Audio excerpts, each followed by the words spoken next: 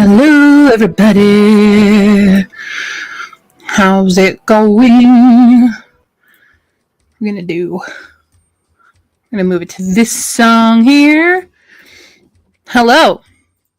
Welcome to another round of Will It TBR. And I just choked on my own. I'm a little tired today. I've been feeling a little under the weather lately, but that doesn't mean we're not going to look at books, because that's the only thing that brings me joy in life, is adding books to my never-ending TBR. That's what we're going to do. Yeah. How's everybody else doing today? I hope you're all doing well. We are looking at SPFBOX. We're on our third round of the judges. So we are looking at Lynn's books and the Critiquing Chemist. The links to their blogs are in the description. Hi, Cheryl. Happy Friday. I almost thought I wasn't going to be able to do this because we had some things happen at work where I thought I would have to go in Thursday and Friday because we were all told we're going to do this massive inventory thing. And then I got there yesterday and they're like, oh, no, we're going to finish it by noon. And I'm like, I came all the way in for nothing. Yeah, but it's fine because I still get my Friday off, which is how I'm able to do these now, which is great. But the headache is strong today, I will say. Very strong headache. We had a massive, severe thunderstorm yesterday. We had hail the size of your palm. Wow, let me get a hiccup. It was huge. It was crazy. I thought the hail, it sounded like boulders dropping on my roof because I'm at the top level of my apartment complex, and I thought it was going to come crashing through. It was crazy. But I've been doing a lot of reorganizing and rearranging. So I just recently flipped two of my rooms. Well, there's only the two rooms that I have here, but I have flipped my bedroom and what is called my library. So now my library is in the bigger room and my bedroom is in the smaller room because I spend way less time in there anyway. So let's be honest. So I'm still working on that, but that's what I'll continue to do today. Yeah, I'm glad I still get my day off. I technically didn't because the way the hours worked out, I ended up having to work a little bit this morning, but I'm already done with that. So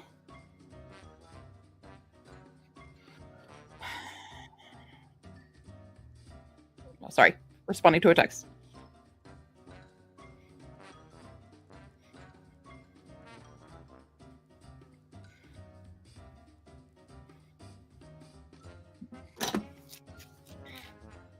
Yes. Hi. Do you want to come here? Move bird. Do you want some? What do you want? She just wants to play with her blanket. Anyway, okay. Sorry, I am here and I'm focused. This headache is killing. I did just take some Tylenol, so hopefully that will help. But yeah, I've been feeling not great physically.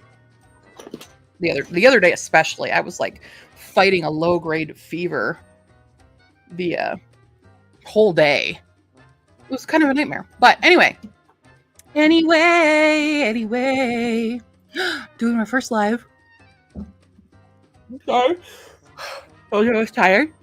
My first live in the last 3 years. In 3 hours! Ah! Well, that's awesome. I'll have to come check you out. Because that should be the time we finish doing this. Because it usually takes about 3 hours to get through all these books. Wondering where my co-host is.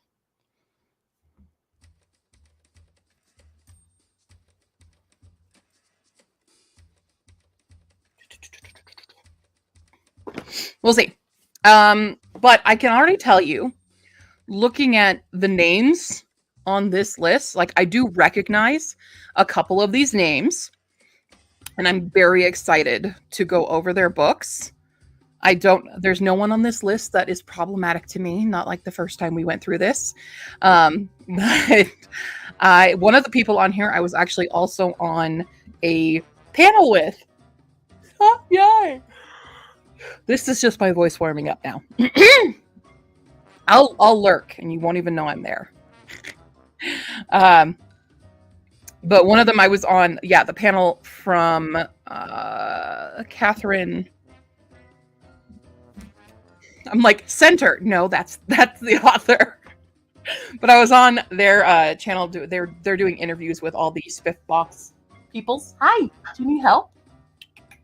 What's up? She had a weird thing this morning as well. She like fell in her cage this morning, woke me up, and then came out and was just very snuggly. So she got really scared by the thunderstorm last night as well. Are you good? Okay, bye. Anyway.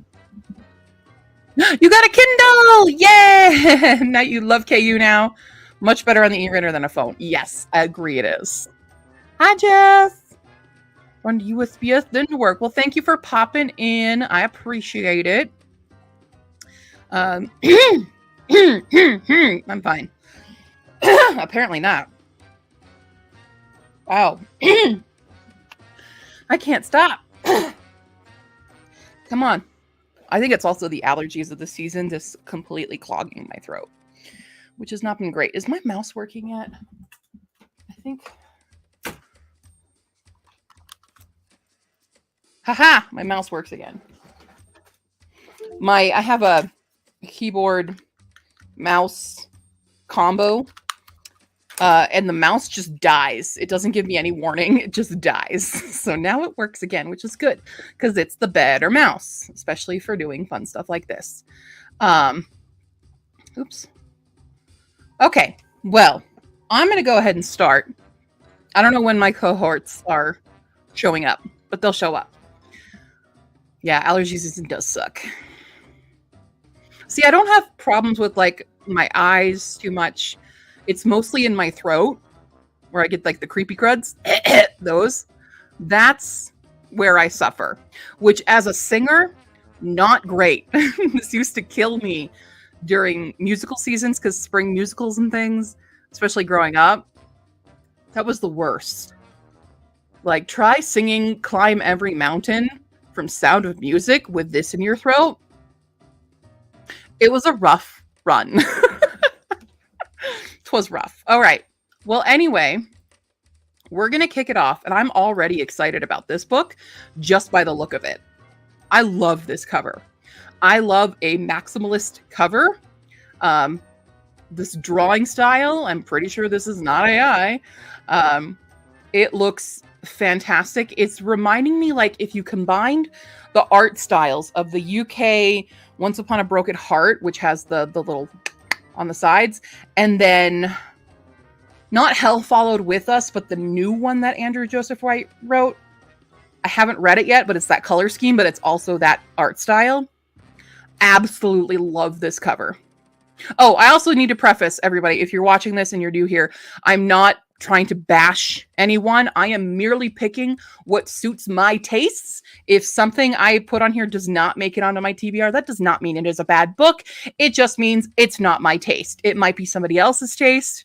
I'm only examining the covers for AI because I don't like AI covers. Most AI stuff is theft, especially in art, in the art world. And I think we as creators and artists, as authors, as our artists as well, we need to be supporting other artists. I do understand that for some people, it is very difficult to get the funds to make, to be able to pay an artist, but there are other options out there rather than using stolen art.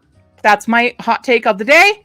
But anyway, I love this. It says Smile and Be a Villain, which again, great title.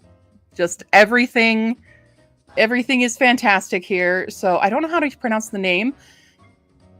I'm like, I go to that Pee-wee's Playhouse, Miss Wyvon, so I'm like, Miss Wyvez. Eves, is it Eves Donlin? I'm not entirely sure, but here is what this book is about. Something is rotten in the state of Denmark, and that something is magic. Hellsinger, I don't know if that's how you say that name either, 1536. Wow.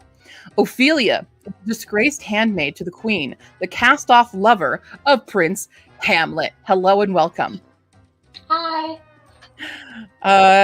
We're reading a synopsis. She is also a witch, and a good one at that. And she can see that Denmark is rotting from the inside out, afflicted by dark magic. Wittenberg, 1536. Hamlet is a useless son, a failed heir. He is the prince of a nation about to fight a war they won't win. He doesn't know about magic, but if he did, he would use it to destroy their enemies, no matter the consequences. As Hamlet and Ophelia find themselves increasingly torn apart, they must decide how much are they willing to sacrifice in order to save Denmark. And by the end of it all, will they be beyond saving? I love this. That's immediately going on. First one of the day. I love this cover. I wanted you to take a look at it because it's so beautiful. Hold on. Okay. Look at those cheekbones. Look at that man's cheekbones. Hamlet. Ophelia. Love this. I'm sorry. I'm obsessed with the cover right now. Absolutely obsessed with it. Sorry about that. I had to turn the TV volume up because it was turned down so I could listen to music all night. Oh, I see. Well, look at this beautiful cover. That is lovely. I love this cover. I'm obsessed with it. This might be my favorite cover I've seen so far. It's exactly my type of cover that I love to see. With all the little tiny hidden things.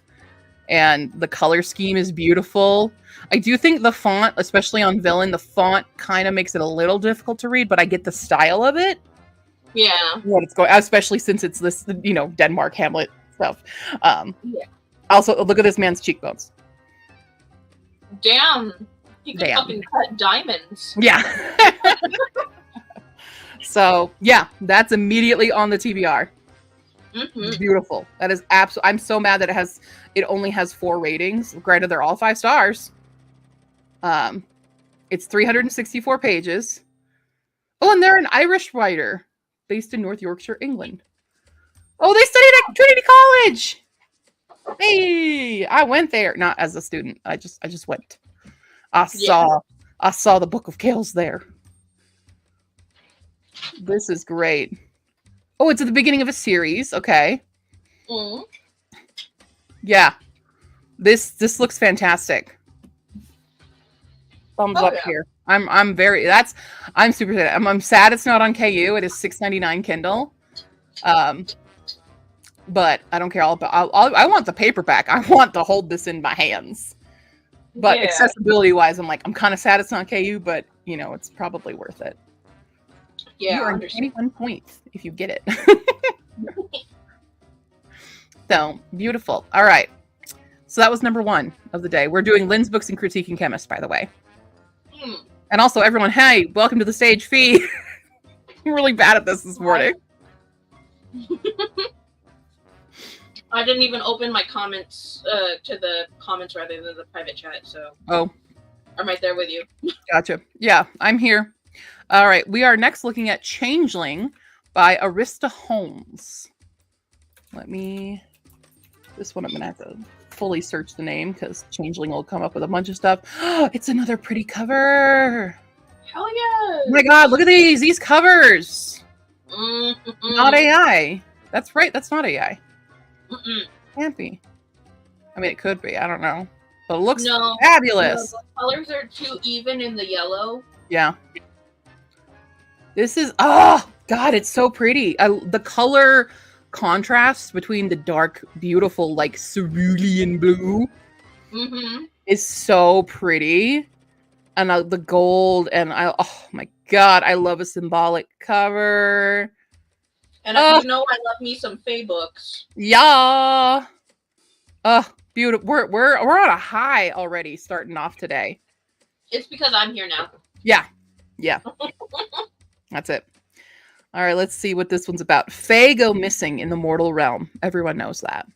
When Lizzie's mother is the next to vanish, she's expected to grieve and move on. Instead, Lizzie wants to find out what happened, but the answers she seeks can't be found in the Fae realm of Arbeon. With the help of her best friend, Booker Reed, Lizzie is determined to retrace her mother's final steps, straight through an illegal portal and into the mortal realm. Whatever leads she expected to find, it wasn't an academy of vampires and a world stalked by their rabid cousins, the Cavians. or copy. Okay. I'm not sure. Forced to rely on the vampires for protection and secluded away behind the walls of Speculo's school, it quickly becomes clear not everyone is pleased with Lizzie and Booker's investigation. With danger building the further they dig, the two Fae need to decide if the closure they seek is worth risking their lives for. But the longer they remain amongst the vampires, the more Lizzie begins to suspect that her answers instead lie with the deadly Cavians.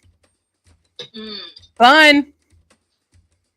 Fun, just fun. Also, I hear Lizzie and we just were watching Pride and Prejudice last night together. All right, so it's a trilogy, 389 pages. Another English author. Classic YA with a twist. Beautiful, beautiful. Spellbinding debut. Love it. Oops. Wow. Again, this one's $5.99 on Kindle, not on KU. Oh, it comes in hardcover, too. Nice. Nice. Add it. Add it to the list. That's beautiful. Love it. I want to keep this high. Keep the high going. So, I wanted to mention with that last one, it sounded like the person read the House of Night series and was like, I can do that better. House of Night series. It's a really awful YA back in the Twilight era about vampires in a school. And one of the twists is that the vampires are dying, but they found out that they're not actually dying. They're turning into these more monstrous type vampires. Oh, it's PC Cast. Yeah. I was like, I know I recognize this name, and I was picturing it. I confuse this one for another series all the time, and I forget what the other series is, but they have very similar covers, and my cousin was obsessed with the other ones, not these ones. I see. But yeah. I remember when I visited her, she would just like throw the books at me, and I would read them, and I would hate them.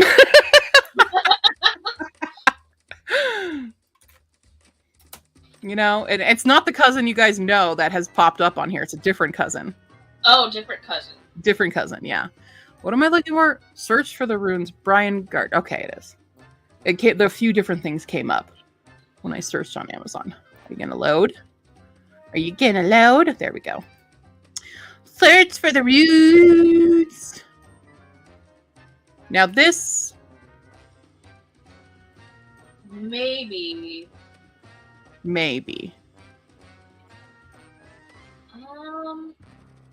I don't see too much artifacting. I think maybe it's just a Photoshop job not done super, super well. Mm-hmm. I don't hate it. I'll say that right off the bat. I'm just examining carefully. What set me off is anytime I see this kind of thing with the flake, I'm like, immediately that might be AA. I like our runes. They're cool. Yeah, I think this is clean enough, and the background actually invokes like a mossy sort of licheny covered ground properly. So I'm gonna say that this probably isn't AI. Yeah. I have to give a shout out for another Search for the Blank book. Yeah. Hello. You're searching for runes, we're searching for phoenixes, you know? Yeah. Oligan's Treasure, Search for the Runes by Brian Gardner. Let us see. Oh my god, every time I'm about to start, it's like my jaw is like, we're gonna yawn now. Chords. I didn't go to bed till like 2 a.m., I will say. Oh, I was 3:30. Hey! And then I woke up at 5:30. Hey! I woke up at like 6 because she fell in her cage. Fuck. Are you good now, though? Yeah, it was really weird. Like, we got up, I let her out of the cage, and she was just very cuddly. And, like, needed mommy, you know? Yeah. But now she's back to just playing under her blanket here. Which is really my blanket, but now it's hers. Yeah, obviously. And her emotional support Dr. Pepper 12-pack empty case.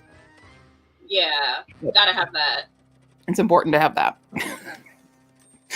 Okay. Oh no! I was like, okay, we're gonna read now. Nope. Yeah. I'm fine. We're fine. Okay. Is it Null? Now? Mal spends his days fishing, sleeping on the beach, reminiscing with his childhood love interest on the peaceful island of Clearwater. Sorry, I won't do accents. That was just the immediate. That was the immediate.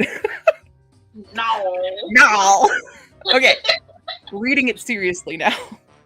Noll spends his day fishing, sleeping on the beach, and reminiscing with his childhood love interest on the peaceful island of Clearwater. But despite his easygoing life, the young man has an inexplicable urge for adventure. On the morning of a festival, don't. Stopping the Into the Woods. I'm fine. On the morning of a festival, a ship arrives at port. As Noll listens to the captain's incredible stories, his thirst for adventure increases. Following the shocking death of one of the sailors, Noll finds the opportunity to leave the island. While at sea, he meets other travelers who seek a famous treasure. Noll learns of Oligan, an explorer who marked his place in history as charting the known world.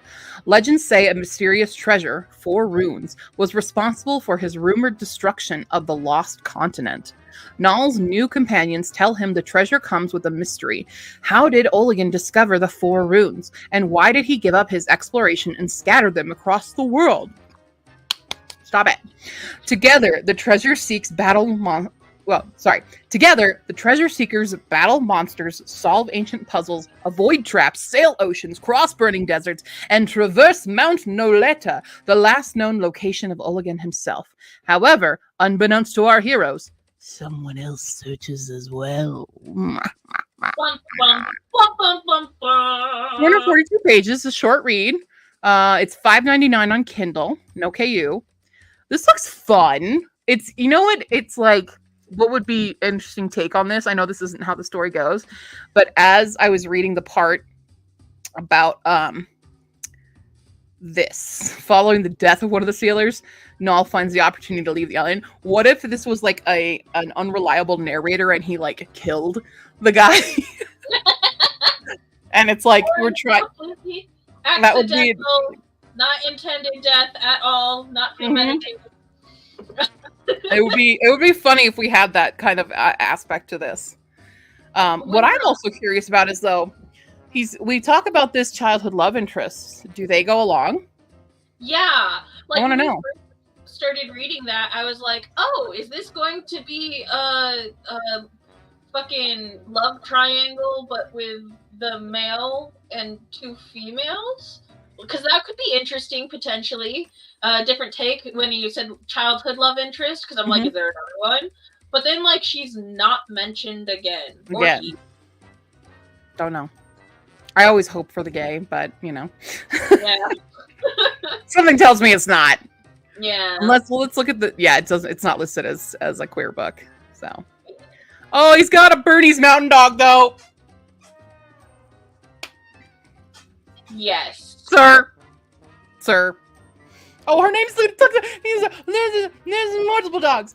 Luna and Sora. And I love me a chocolate lab, dude. I love Bernie's so much. Good stuff. Okay. I think I'll add it. It seems like a fun little, like, nugget of a story, because it's, it's short. Yeah. Definitely not one of your chonkers. Yeah. What are you talking about?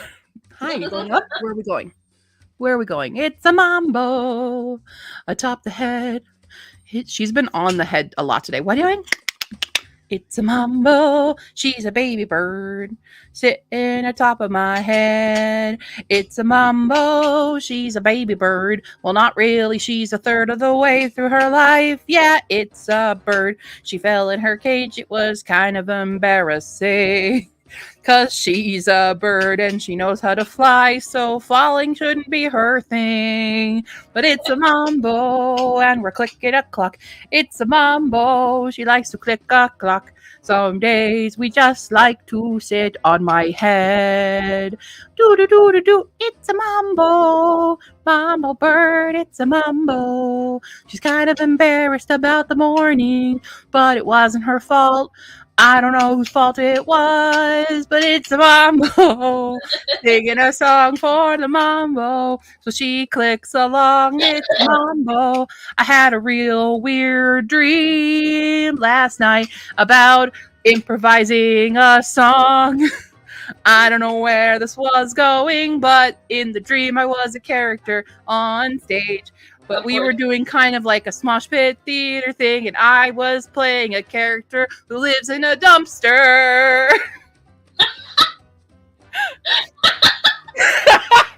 That's true, though. Well, Stephanie, your dreams where you're an actor are the best. I just remembered my dream. It was weird. I was like in a team with 2 other people. And it was like musical improv. And I remember the name of the character is Donice.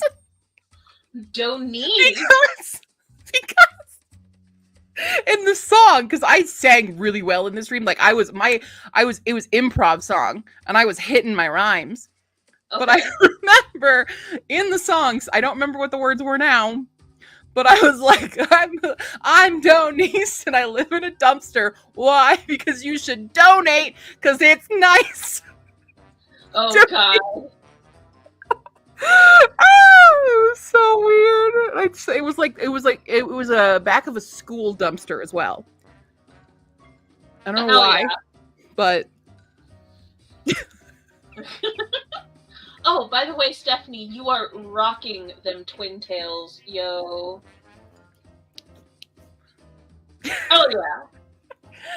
Just felt like doing that today. I don't know why. Sometimes I get in moods where I'm like, I want pigtails. Yeah, I mean, what are you supposed to do with pigtails other than slap your face with them by swinging your head back and forth a lot? Like, that's just what they're for. Yeah. Making myself freaking dizzy. That's what they're for. Hello, Bangs. Where are you? What happened? Oh no. There we go. Ooh, I just made myself really dizzy. Thanks, Cheryl. Just admit I have the weirdest dreams, guys. I don't know why. I don't do any substances to make this happen. Your substance is musicals. Apparently. It was very much like, oh my God, I don't even know. It was so weird. It was weird. And like the other 2 people I was acting with, they were really quiet. And I kept like guys, you got to sing louder. No one can hear you. And they were like turned towards me. And I'm like, guys, you can't face me. You got to turn towards the audience. Even when you're talking to me, don't look at me. Mm-hmm. But yeah, like I popped out of this stage dumpster because for some reason we just had to interact with whatever was on the stage because it was all improv and there was a fucking dumpster on the stage. And I'm like, I got this. It's like, guys, I got this. Hold on. I was like, my dad dumpster dived my whole life. I know how to act this one. I mean, that seems like the first thought that I would have too. So. Yeah. It was fun. Anyway, did I add that? Hold on. I added. Yeah, I did. I did click it. Okay. Sorry for the lovely sidetracked tangent there. We're going on to Fortitude's Prize by Sarah and Donice. Sorry. It's nice to donate. Well, this one says it's mace to donate, so. Yeah. All right. Here's this one. I'm a little concerned. Mildly concerned.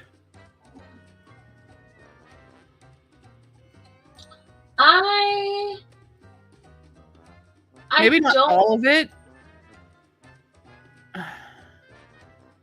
I'm gonna say I don't believe that is AI.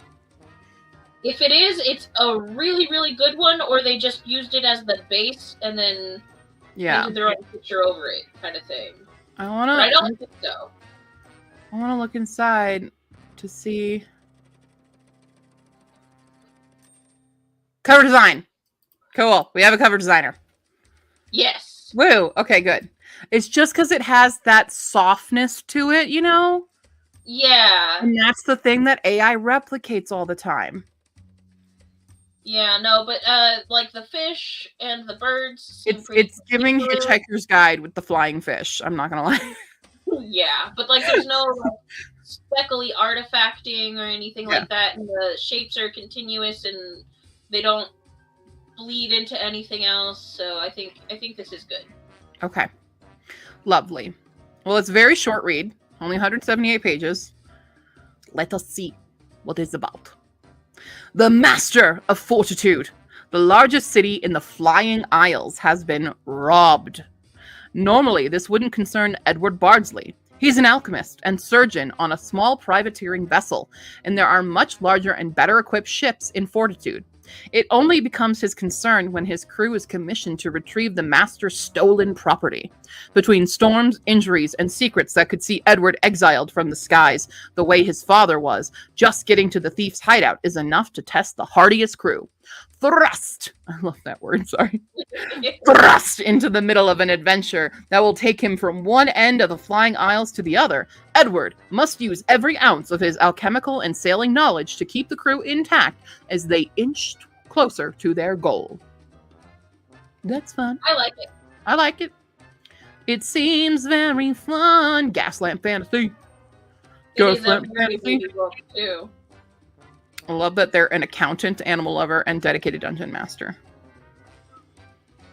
Beautiful. I mean, they're definitely giving you if you got more into D&D. How dare. How dare. Oh, by the way, hi, Ian. Hi, Ian. I have not yet. I have not gotten to this one yet. We're just going to go ahead and add this one. This one is $2.99 on Kindle for everybody, by the way. Nice. This was published 21 years ago? What?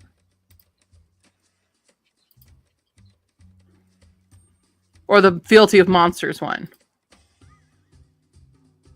Is Fealty of Monsters in ours? In this one? What does the copyright page say? That should have the publication date. Nope, 2023. So I'm assuming we mean the other one. Yeah. No, not Fealty? I don't know. Oh. Huh? It doesn't look like I'll get to Fealty of Monsters today in today's group. If I'm looking at what we're going through. Dang. I don't know. Where is Fealty of Monsters? Let's see. Do you know who their blogger is, Ian?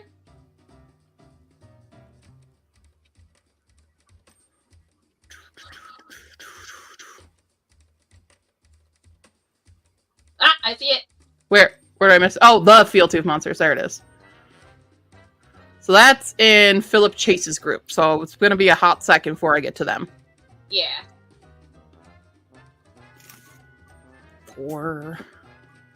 Yeah, there are four more episodes later that I will get to them. Mm-hmm. Mambo. She also has fun with my pigtails, by the way. Oh, yeah. Gabriel's Journey is the oldest one. Beautiful. Thank you, Rose Paladin. Thank you. Also, welcome in, Mambo. I don't know if you can see her. Yeah. What are we doing? What are we attempting here? What? I don't know. You having fun? Thing. You know, she does what she wants. Tabby Swain is our next one by Scythia Queen. That's a cool name. Yeah, it is. Scythia. Oh, wait. Did they swap? No, it's right. No. It's correct. It's correct. Because I'm like, Scythia Queen could definitely be a good title. And Yeah. No, it's correct. It's correct. I had that thought for a second. Why this looks like a graphic novel for some reason, but it's maybe not. I don't know. It's a Monster Boy romance, though. Monster Boy romance. Look at how cute these characters are. They are hella cute. Like her sharp teeth. Oh, nice. I like how we're not prepared for the photo that they're clearly taking. Or smelled something foul. Well, like based on their they look like they're posing, right? They're like, eh, and the other one's like, oh. Monster Boy romance. That's so funny. Okay. Oh, it is a novel. It's not a graphic novel. It looks like potentially it could be a graphic novel, though, easily. Yeah. Well, let's see. That's the thing here. Here's our... Hold on. No, I'm thinking Jonathan Stroud. I'm like, that's an actual name I know. The guy who wrote Lockwood & Co. Jonathan Stroud. Yeah. And some other stuff. Okay, Matthew Stroud wants nothing more than to live a normal life, but that's easier said than done. With cat ears on his head and a cat tail attached to his lower back. That must be them. Is it? Oh, wait. No, you have... I would say that's either dog or potentially bunny. God, I hope not bunny. Okay, only 2 people know he's a cat boy. One is his best friend and fellow monster boy, Mark Koenigsegg, and the other is Mark's human mother, Ashley Koenigsegg. Shortly after starting high school, Matthew develops a crush on Emily Thompson, a human who worms her way into his tiny friend group. She quickly senses something wrong with her new friends. From their secretive behavior to their animal-like appearances, especially when they befriend another boy, John Woodcock, who seems oddly unbothered by everything weird about them. As her suspicions deepen, Matthew must do everything in his power to keep Emily off of his scent, even as he continues to fall for her, because everything will fall apart if she learns the truth. This is 653 pages. And it sounds hella cute. It does sound hella cute. I'm just confused, as almost 700 pages of this contemporary fantasy, as I say, as mine's 567. But like, this seems, what is he? Or she? Wait, I don't actually know. They. What are they? I don't know what they are. I want to know who these, this is clearly Matthew. Is this Emily? Then why the hand? What? I don't know. Yeah, I would have liked more from more about the story and what they're gonna go through and shit. Yeah. That doesn't seem like it would be all of that and only that for almost. Yeah. He's like talking about just like shenanigans of hiding yourself from your crush. Cute. 653 pages of that? What? Oh no, he's a bunny boy? No! My worst nightmare! For those of you new, I have a terrible fear of rabbits. That's why. Yeah. I have a horrible fear of rabbits. I know, it sounds funny and fake, but it is very real. It's very real. Like, you know how people have phobias of spiders and shit? That's me with rabbits. I fucking blacked out, I guess, at one point and was like, oh, this is a cute bunny video. I'm going to send it to Stephanie. And then, like, she was like, how fucking dare you? I was like, what did I do to anger you? Like, I'm clearly in trouble with you. What did I do? You're actively harassing me now. Luckily, this is on KU. Or you could buy the hardcover for almost $40. Tempting, I will say. Tempted. But we're adding it. We are adding this. Hell it is yeah. the first of the series. Now, I'm confused. Here's what else I'm confused about. Why is it called Tabby Swain? That's what I'm curious about, because our main character is Matthew Stroud. He's got a crush on Emily Thompson. Who is Tabby Swain, and what is this? What is this? I don't know. Nothing in here told me why. I mean, I'm assuming I'll read the book and find out. Yeah. But I am confusion. I would like to. I have current confusion. Have a hint. From North Carolina. I bet she did her own cover. That's cool. Interesting plots. Okay. Nothing horrendously offensive, it looks like. That's great. Oh, that's cute. I love the wordplay. Oh my god, thank you, Rose. What? Oh! I did not know that for the Swain part. I knew Tabby was a cat.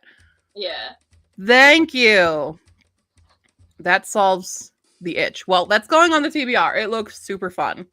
Yes. I love a good like cute and you know, I usually have that complaint about other like fluffy cute romances is that they end up being too short and I want to live with the characters longer. So this might be solving that problem by making it that long and letting me enjoy the ride a lot longer. Rose, hi Rose. Okay. Well, welcome. You've made my TBR. I'm excited. And it should be a good fun time. Wonderful. Hell yeah. That's cute now. That was even cuter. Tabitha Swain. Tabitha Swain. I'm sorry. I like also like saying it. Like it's a fun thing to say. Tabitha Swain. Where's Swain from though? Like so that means boy. I'm gonna Google it. Google it for me. Google it. I'm sure Rose would know as well. Yeah. Where did you get the title from? Because I'm a linguist by trade as well. What? It comes from Old Norse word "svein," which means boy, servant, or attendant. Got it. Got it. Sounds like a fun time. Thesaurus. We love a thesaurus. I can't say that word apparently. I'm like thesaurus.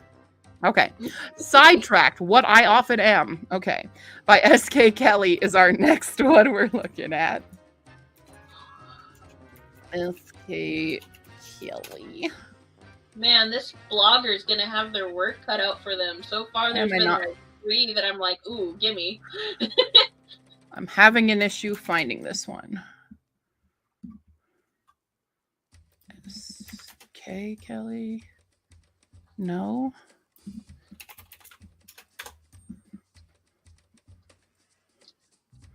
I'm finding St. Abby.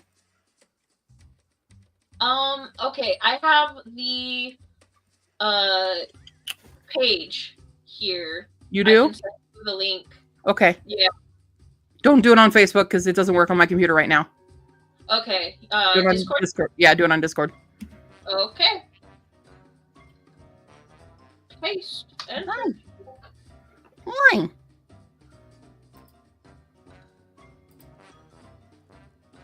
I can already tell you're not going to like the cover very much. Oh, I must have spelled Kelly wrong. I didn't include the E.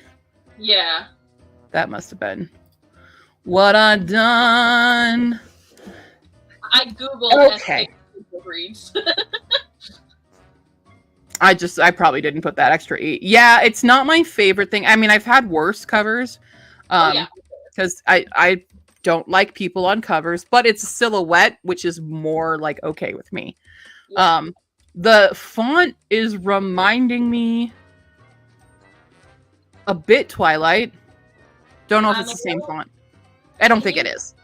Can you look at the hair a bit more? Because I'm a little worried that might be AI. Looking at hair.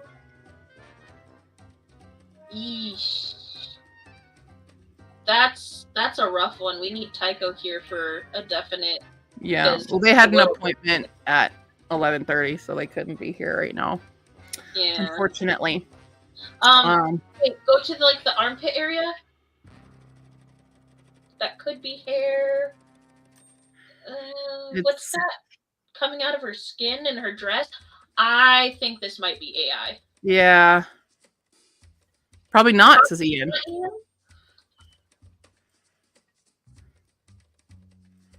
Just poorly utilized stock images. Could be. Okay. Could be. Yeah. Definitely not my favorite cover. Yeah. Definitely not for cover size. What could be good interior? Let's see what it's about. Jade Palmer considers herself a typical college student, but life is messy. The day before her 19th birthday, a chance meeting with a beautiful young man named Ice Monroe disrupts Jade's plans for a quiet, relaxing summer. She assumes he's too good to be true until he calls. Jade takes the bait, and things go well at first, but the relationship takes a bizarre turn when Ice drops a bombshell secret. He is a magical, human feline shapeshifter known as an immortal. As Jade comes to terms with the existence of immortals and struggles to work out Ice's true intentions in dating her, a series of unexpected and uncomfortable encounters with a figure from his past leave Jade increasingly unsure who she can trust or what she should do next. Even so, it's clear that something is wrong, and she may have no choice but to act on instinct.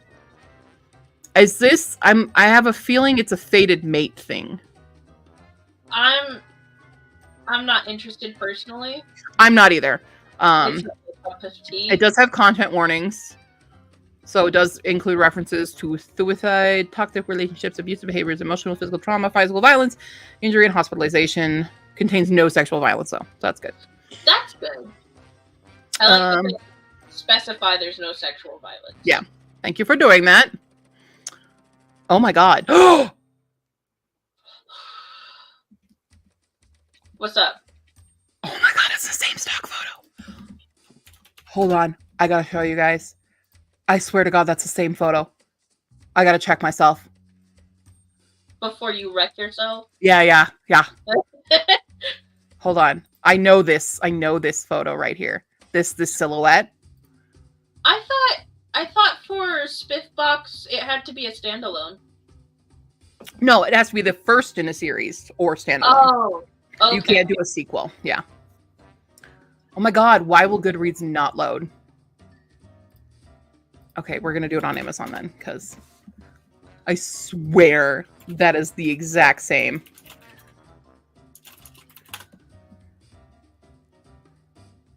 Oh, is it not on? Is it not on there anymore? What were you thinking? Promises Left for Dead.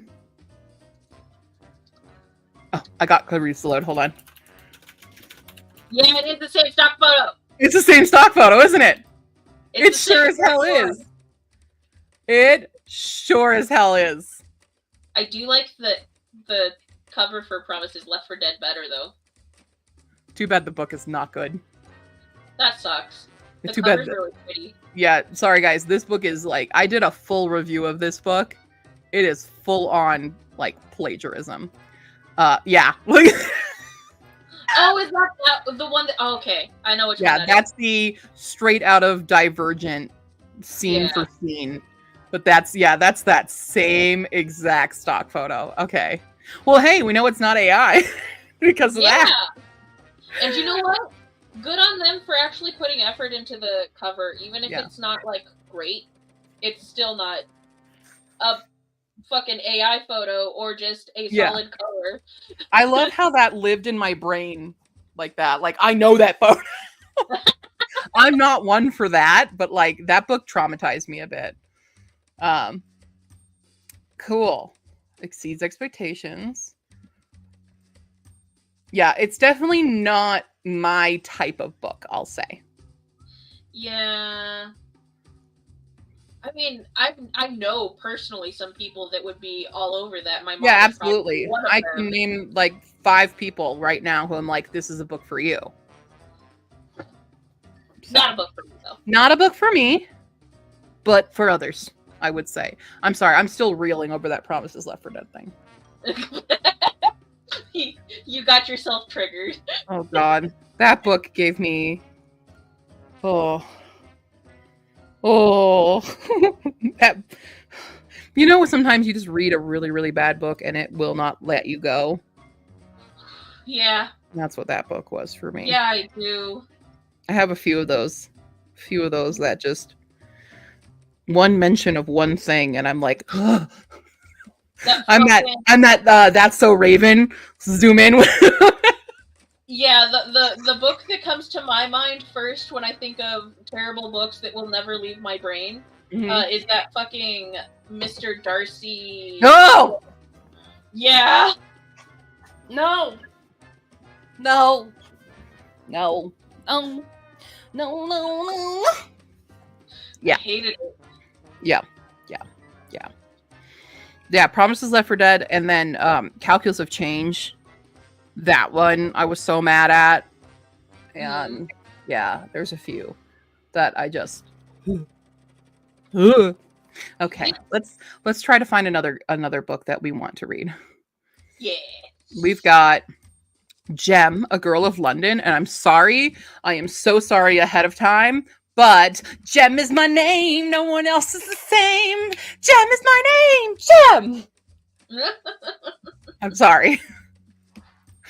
You can't not do that name without triggering Gem and the Holograms, even though this is very not Gem and the Holograms looking at the cover. Oh. Very different Gem. Very. This is hilarious. Okay. Look at them bright green eyes. That's the original Harry Potter green eyes filter. Yeah. I don't think it's AI though. Well, honestly, maybe. Maybe. Let's look more at the building's details and stuff. Yeah. Any of them are morphing into the others? Because that's like the first telltale sign on buildings and stuff. Yeah, no, it doesn't look. I was just a little worried because of the I guess graininess on the outer edges. That's exactly what made me pause. I was like, oh wait, hold on. But yeah, maybe not. Maybe just low quality photo. Yeah. That's possible. Like this isn't AI. This is like they slapped a pirate hat on them. A Girl of London. Delaney Green. I do like the gem text though. That's cool. Yeah, that is really That's a good font. Yeah. Good font. It just needs a better I don't know what it is with this style of cover that people do. It because you can see how it doesn't blend together. Like you know that person's like face, they're not actually wearing the hat, you know? Yeah. So I mean, it's just Oh. I see. That could make sense.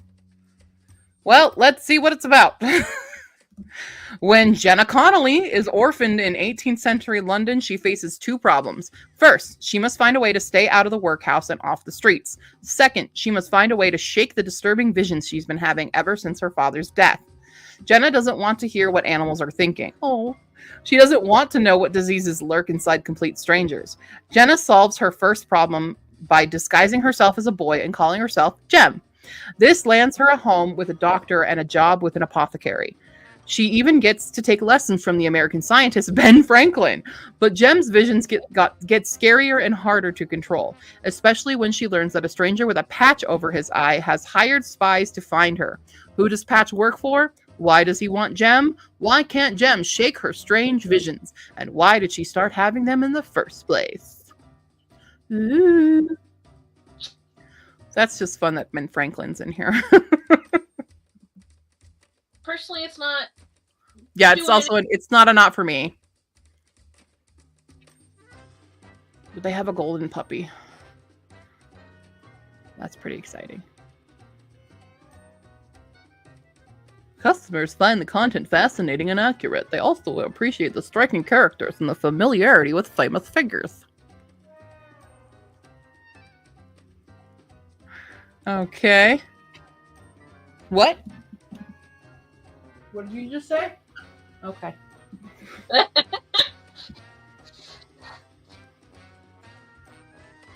That seems fun, but yeah, not entirely my idea. Also, Jem doesn't come off as a boy name for me. Maybe it's one of those names that shifted genders. That's true. Because I think of Jem and I'm like, oh, it's short for Jemima. Or Gemma. I can't think of a boy's name. Unless Jem is just the Jem name. What? Could be short for Jeremiah. Oh, that's true. That's fair. Yeah. Definitely, yeah, it's definitely not for me, but fun. Yeah. Seems like fun time. Fun time. All right. Through Blood and Dragons. R.M. Schultz.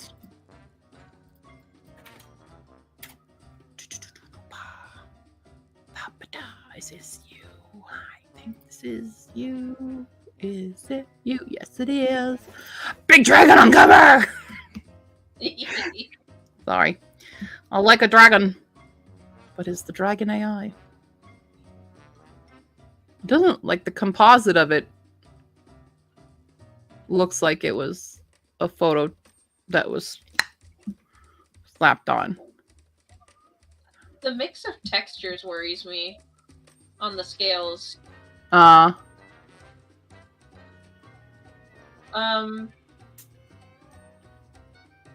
He looks like he's giving Jon Snow, like, early season Jon Snow. Yeah. Yeah. So the reason why I bring up the mix of textures is because the neck looks completely different than the arms. It almost looks like it has fur. Don't want to say one way or another, but I'm squinting at this dragon. Yeah, the dragon is kind of giving. Also, like, yeah, that part right there, and the teeth. The teeth kind of. Oh yeah. Don't know what they're doing. Yeah. Well, hold on. Let's verify. Let's see if they verify.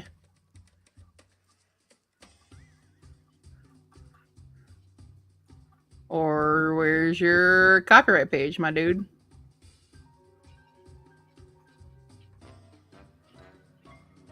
Maybe. No. Maybe it's acknowledgements. I don't know. But yeah, there's. I don't think I can see the acknowledgements, can I? No, won't let me. A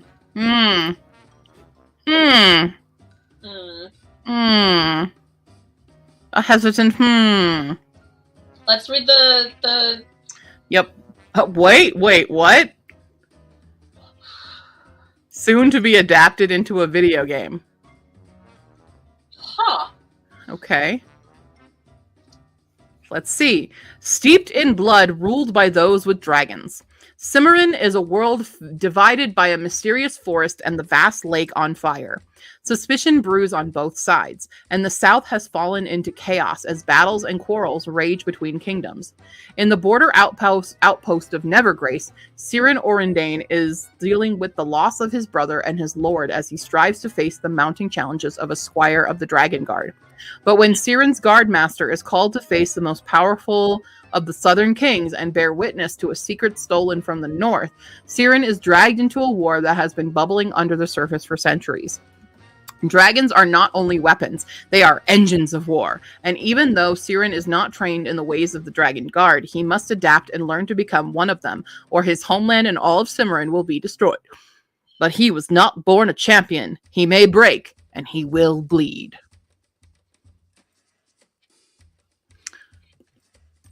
How long is this book? 536. It ain't doing anything for me, honestly.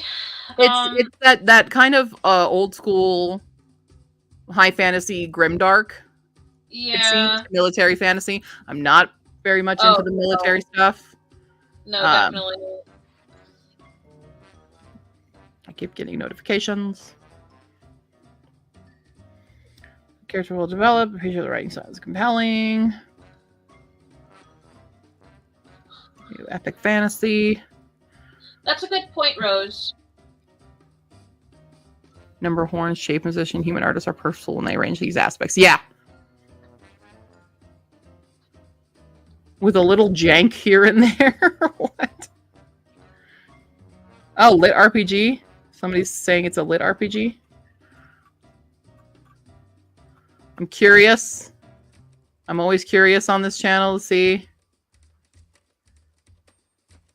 Nothing in the 1-star, but the 2-star is very clunky.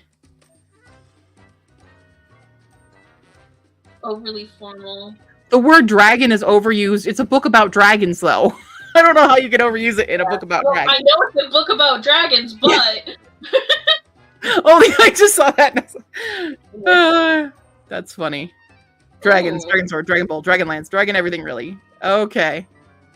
I mean, that's a personal thing. Like, if it's a book about dragons, I'm expecting a lot of dragon. Yeah. You know.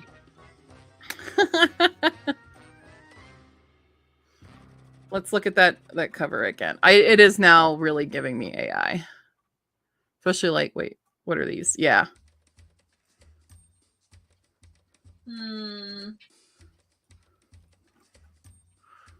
Like, it's really this part. Like, it's got that weird, like, flame bits that are going back and front. And also, it looks like there's going to be 2 horns at the top. If you go back up, looks like there's going to be 2 of those like, black horns, but that one fades into flame. Yeah, it fades into nothing there. So I think I'm going to pass because I do think that is. Sometimes I'm into the grimdark, sometimes I'm not. It really, really depends for me. But I don't think until I get further clarification that this is not AI, it's really just giving AI right now. Yeah. So it is on KU. Jesus Christ, $70.82 for a hardcover. Oh. Oof. $35 for the audiobook too. No. There's like Brandon Sanderson books that you can get for like $20. Yeah. Yeah, that's kind of wild. All right. We were doing so good before, and now I'm just not hitting anything. Oh, well. A Song to Wake 1,000 Sorrows. I'm digging the name. Yeah. The title is pretty dope.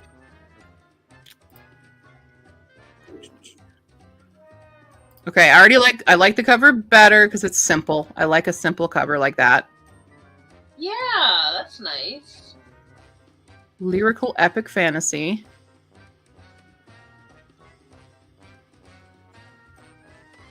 It's a very clean cover too. Yeah. I'm a fan. You are indecisive of where you want to be today, ma'am. Alrighty. Yeah, nothing immediately. I mean, maybe. Anytime I see the little specky things, I'm like, ah! Yeah, but it's also a commonly used effect. So can't decide on that one. But we're gonna look at the wow, I forgot words. Synopsis. A woman with unimaginable power, a king hell-bent on ruling the world, an ancient force that could mean salvation or destruction. The survivor of a brutal childhood, Claire Brighton craves the kind of wealth and notoriety that will mean the horrors of her past can never again touch her. With nothing but a battered guitar and a song weaver's talent, she comes to the capital of the Failhorn provinces, determined to gain her place. But there is another, more dangerous power that dwells within Claire. An entity she calls the Song. It is ancient and fathomless, and no longer content to be held in the cage she has trapped it in. It is a power the ruthless Jackal King has long been searching for, and should he discover she possesses it, the cost will be far greater than her life. Claire has sworn that she will never again let anyone control her, but escaping the Jackal King's notice will require the one thing she never wanted to need: help. It will come first from the 2 lords who have taken her under their wing, next from the second prince of Failhorn, who Claire alone knows is not what he seems, and finally from the song itself. The song has the strength to save her if it doesn't destroy her first. I am digging 712 pages. Oh, I love me a chunky book, and this sounds really interesting. $8.99 on Kindle. Oh, look at that! $29.99 for a hardcover, $24.99 for a paperback. That's better. That seems very interesting. Also, for those participating in our fantasy bingo, you need a main character who's a bard. Clearly, she's a bard. Yeah, for sure. That's one of the bingo slots. Lives in a desolate land with a dark wizard, a unicorn, and a feline overlord.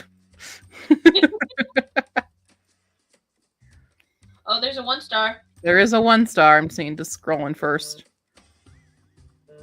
What? My God, my phone is blowing up today. Rating. But no review on it, of course. Of course. My God. Sorry, my phone will not stop buzzing. Well, I'm adding that. Yeah. That seems like it. Although I will say, I have one hesitance. What's And my that? one hesitance is we have all these men, and I'm like, is this reverse harem? I don't know. I don't know. From the two lords, just me personally, my brain is telling me that they are gay together and she is their daughter. I think that's what your brain wants it to be. Yes, Which is fair. I also want it to be that. Because as soon as we said two lords who have taken her under their wing, I'm like, okay, love triangle. And then we got second prince from Fail. Wait. And finally, I'm like, wait. I don't know. But that's my one hesitation. Unconfirmed. But it sounds very interesting. I don't feel like it tells me much about the book, which I do prefer in a cover, but at the same time, I don't need it in a cover. Yeah. I think it's I think it gives the vibe. Yeah. It definitely has a vibe about it with the dark red, the black. It gives that this is a darker fantasy. Mm-hmm. But that's all you need to know with the cover. It's like, okay, pick it up, and then you read that synopsis, and you're like, okay. Jackal King concept sounds very interesting. Love that. Would love to explore why he is the Jackal King specifically. Yeah. Like, gimme. Yeah. So, did I add it? Did I press the add button? I don't remember. I don't remember either. Yep, I did. Well, Hi, my memory is shot. All right. The Crippled King. A-Tray McMake.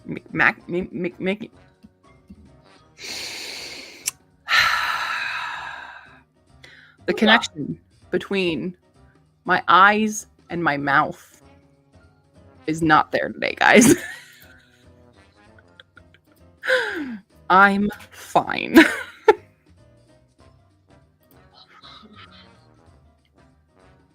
Here we go. All right. We've got a spooky crown on the cover.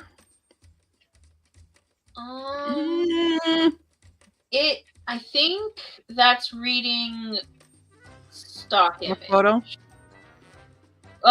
Yeah. Oh God! There's lips. I was just like, what is that? Yeah. I'm sorry. That got me. These are all reading stock photos. Okay. The Dwarves of Ice Cloak. That's sorry. I got jump scared by lips. I'm fine. Have I mentioned how I didn't go to bed until 2 a.m.? Yes, you have. And I had a dream that I was singing about me living in a dumpster. I don't think I haven't had an episode yet of this where I've not been a disaster. Yeah. What's wrong with me? It's fine. Who can withstand the vengeance of dwarven kings? The life of a dwarven prospector is one of shame, loneliness, and a constant battle for survival. Striking it rich is the only way for Nain to keep his... I don't know if that's how you say that. I fight. Is it Nain? Nain to keep his bones from bleaching in the sun without heritage or memory. When riches finally fall into his hands, he encounters a group of indentured servants fleeing from a vengeful master. I can talk. A dwarf maid named Jade leads the refugees, but she has her own desires for her future, and they don't seem to include Nain. Yet, in the face of the brutal wilderness, they need help to survive, and the experienced Nain could give it. When spring comes, should he leave them to their fate and return to the wilds alone, or should he stay with the outlaw dwarves and facing the coming onslaught? Mocked as the king of cripples, the epithet could become Nain's true heritage as the ragged refugees prepare their mind to withstand the vengeance of dwarven kings. So I'm hearing John Rhys Davies singing, "Should I stay or should I go now?" That's what I've got. 389 pages. It's on KU for those interested. I think, I'm probably going to read this. yeah, I think that it doesn't really read my typical style, but it still seems like it could be definitely interesting. You don't see a lot of dwarf books. Sorry about that. I haven't seen a book that centers around a dwarf. Usually dwarves are side characters, especially in fantasy. So that's already intriguing to me to have a different perspective. And lots of 5-star reviews. Yeah. We're going to go ahead and add it. Like, that seems like more than what a standard person would have as their friends and family 5-star bombing their stuff, you know?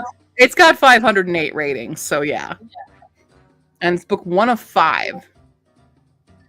Book 1 of 5. Hold on, I have message.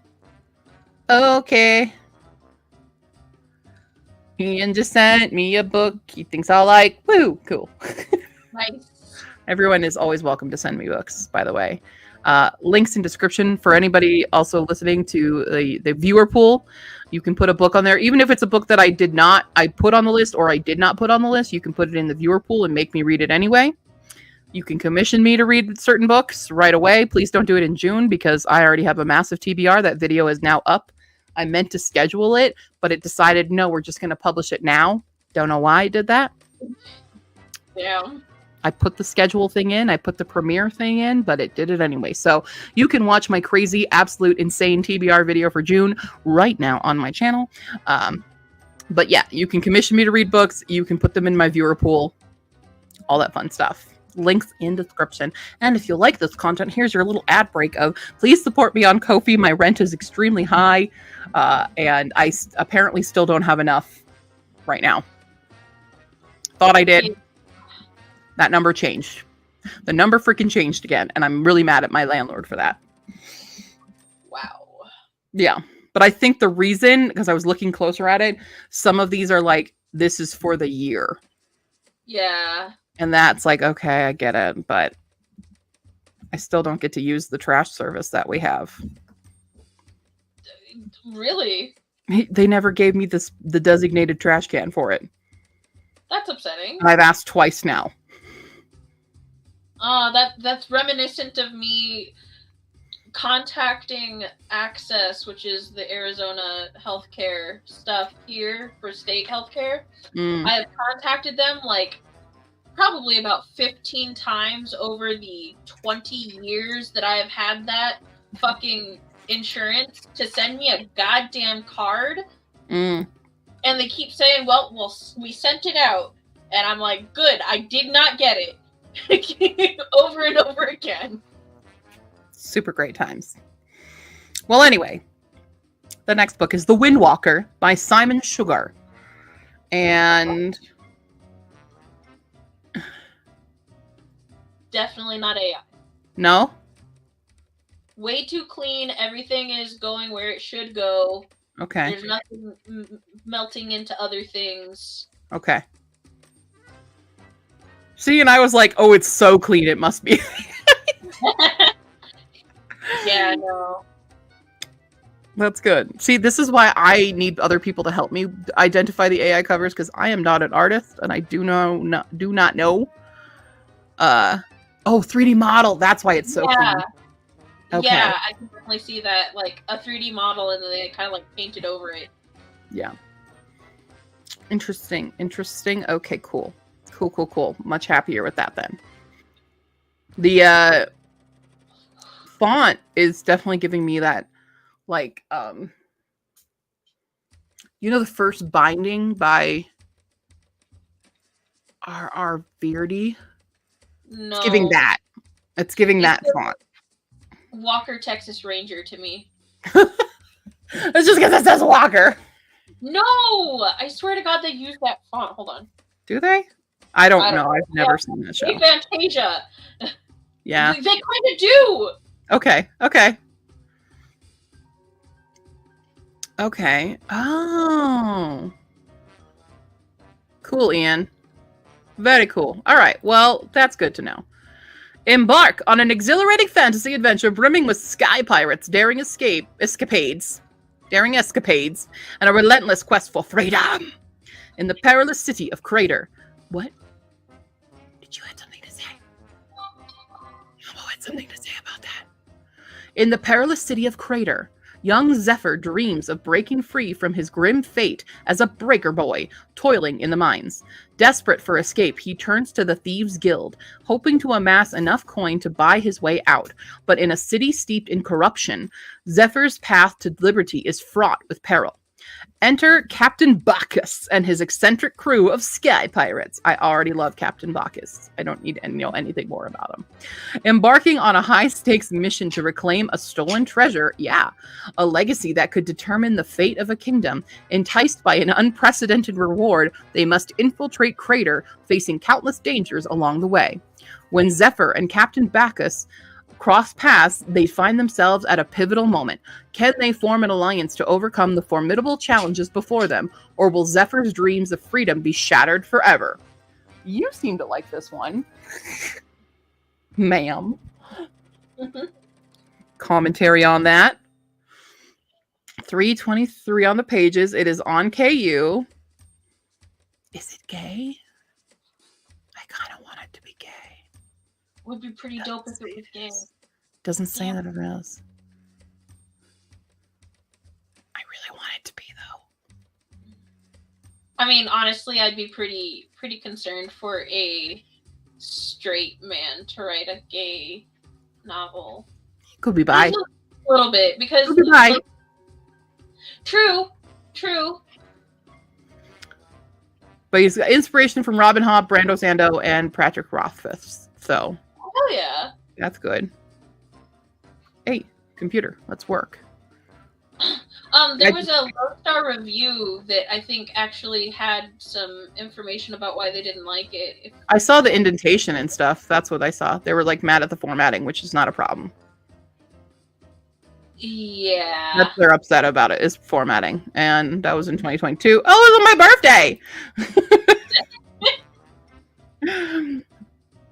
Yeah. Let's take a... It might have updated. Louis, can we do a look inside thing? Let's look inside. Oh. Maybe if I click the right button, it'll let me look inside. Oh, it's just not, like, fully... Yeah. That's not a problem. That's fine. And it's I guess not a like, full tab. Some spaces between paragraphs are bigger than other spaces. Yeah. You know. Which I'm not upset about either. Yeah, that's fine. That's not distracting enough to turn me away from it. Yeah, definitely not. Captain Bacchus. I'm sorry. Immediately I read Captain Bacchus, though there's nothing in here that tells me what Captain Bacchus's character is. But I immediately thought Marquis de Carabas. And I don't know why. But I read it, and I'm like, it is eccentric crew of Sky Pirates. What if the Marquis de Carabas from Neverwhere ran the Sky Pirates? This is the character. I'm totally imprinting that. I don't know what this character is, but I'm going to have my high hopes that he's like that. So we'll go ahead and add it. Oh, yeah. I'm hoping. Sounds good to me, honestly. I'm hoping. Okay, the next one we have is The Hybrid by E.K. Francis. The Hybrid, E.K. Francis. Let's find the book. Let's find the book. Yeah, let's find the book. Amazon. Okay. I like a good fire animal. Hell yeah. I don't think it's AI. I don't know. Maybe not. I don't think so. Can you hover over where the eye is again? Yeah. No, I don't think so. I don't think it is. All of those design elements look intentional. Oh no. What? He'll be the most powerful alpha on the planet? Mild worry. Mild worry, just for my taste. Okay. In a dark vision of the future, where some humans, alphas, have developed abilities. Okay, so it's not a wearable thing. Okay. I was worried we were going to get an Omega-verse thing. Yeah. Right. 13-year-old Sebastian's life is about to change. Sebastian thinks he's just an ordinary alpha off to join the academy to refine his skills, but the test shows something different. It turns out he is a hybrid, a quadbrid to be exact, and will grow up to be the most powerful alpha in more than 2,000 years. Forced to join the dark side of the academy, Sebastian faces fear, rejection, and brutality. Making some unlikely friends and finding adventure, he strives to keep to the light. However, in a final twist, unsure of who to trust and what is real, Sebastian is faced with the ultimate decision of whether to embrace the darkness. Okay, well, we have a chosen one trope, which is not something I enjoy. Yeah, it's got like the one thing from Divergent that I was like, with the quad. I'm all of them? Oh my god! Yeah. I don't know what the powers are. I would like the synopsis to tell me that. Yeah. Because that could help a bit. Like, why, if they're the most powerful alpha in 2,000 years, why are they going to the dark side of the academy? Why are they forced to do that? You know, obviously reading the book will tell me. But it does say fans of Harry Potter, Hunger Games, and Divergent. Yeah. Like, I know some people that would eat this shit up. Absolutely. Oh, and the books are the same cover, just different colors. Yeah, they are.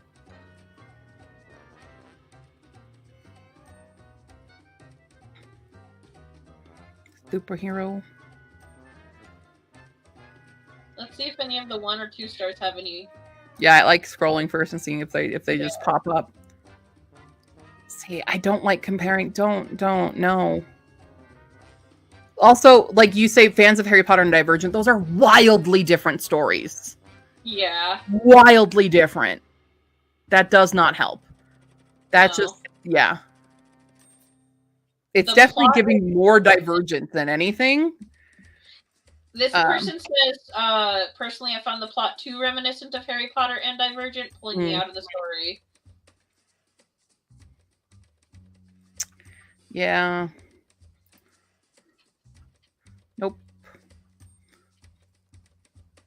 Nope. Is it only that one?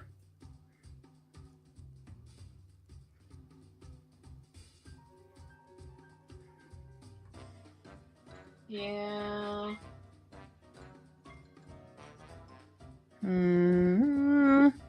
Conjured food has 0 calories and perfect taste. What? Chocolate bars are replaced by mana potions. That's kind of funny, though. Oh, this is all. Here's all the good fun things. Okay. I thought they were complaining about that. I'm like, that's funny. What are you talking about? Way too comfortable with murdering again. God. There's a ton of passive voice. Okay. What? No. What? That's definitely no.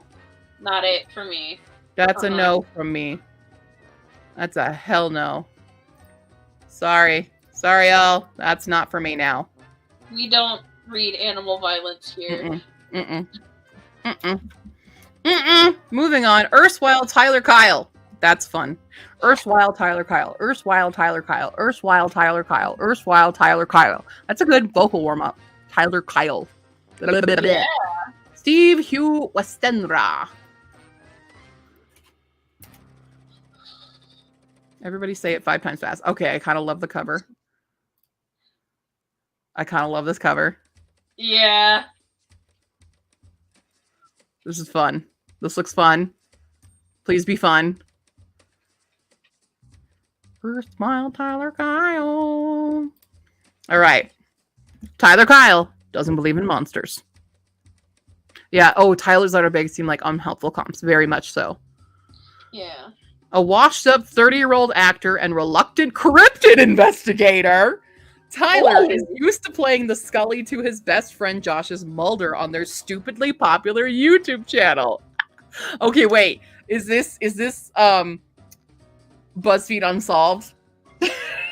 Ooh. Okay, but when Tyler receives previously unseen footage of the B-movie bombshell mother who abandoned him 18 years ago, footage linked to an isolated island in the Canadian wilderness, the mystery is one conspiracy he's determined to investigate. The fact that following the scent gives Tyler an excuse to run away from the straight Josh, whom he drunkenly made out with, is just a cherry on the shit sundae. But Echo Island isn't what it seems. Somewhere amongst its pine-clad hills lurks the stalker whose footage lured him to the island in the first place. And behind its eerily scenic veneer hides a twisted secret buried in its roots as a gay conversion camp. As Tyler retraces his mother's footsteps and he discovers a supernatural connection the residents share with the island, one that calls to Tyler the same way it did his mother. Face to face with the supernatural, he sure as shit wishes he hadn't gay panicked and left the cryptid-obsessed Josh behind. Pursued by the stalker searching for his mother and debating whether it's possible to queer bait yourself, Tyler comes to realize that it doesn't matter so much whether you believe in monsters if they believe in you. Oh my god. Oh, yes. This is fans of BuzzFeed Unsolved. Immediately yes to this. You should send Immediately. Sarah's way as well. It is only on Kindle. Only on Kindle. Sarah's way as well, Stephanie. Because Sarah would fucking love this too because it's got 81 said fans of Twin Peaks and shit, and you know how she is. Oh yeah, Sarah loves Twin Peaks. Yeah. Yeah. Fans of Ghost Files, BuzzFeed Unsolved. Yeah. Oh, immediate. Yeah. I don't even care what anyone has to say about it. Yeah. This seems so fun. Hell yeah. A mammoth. Yeah.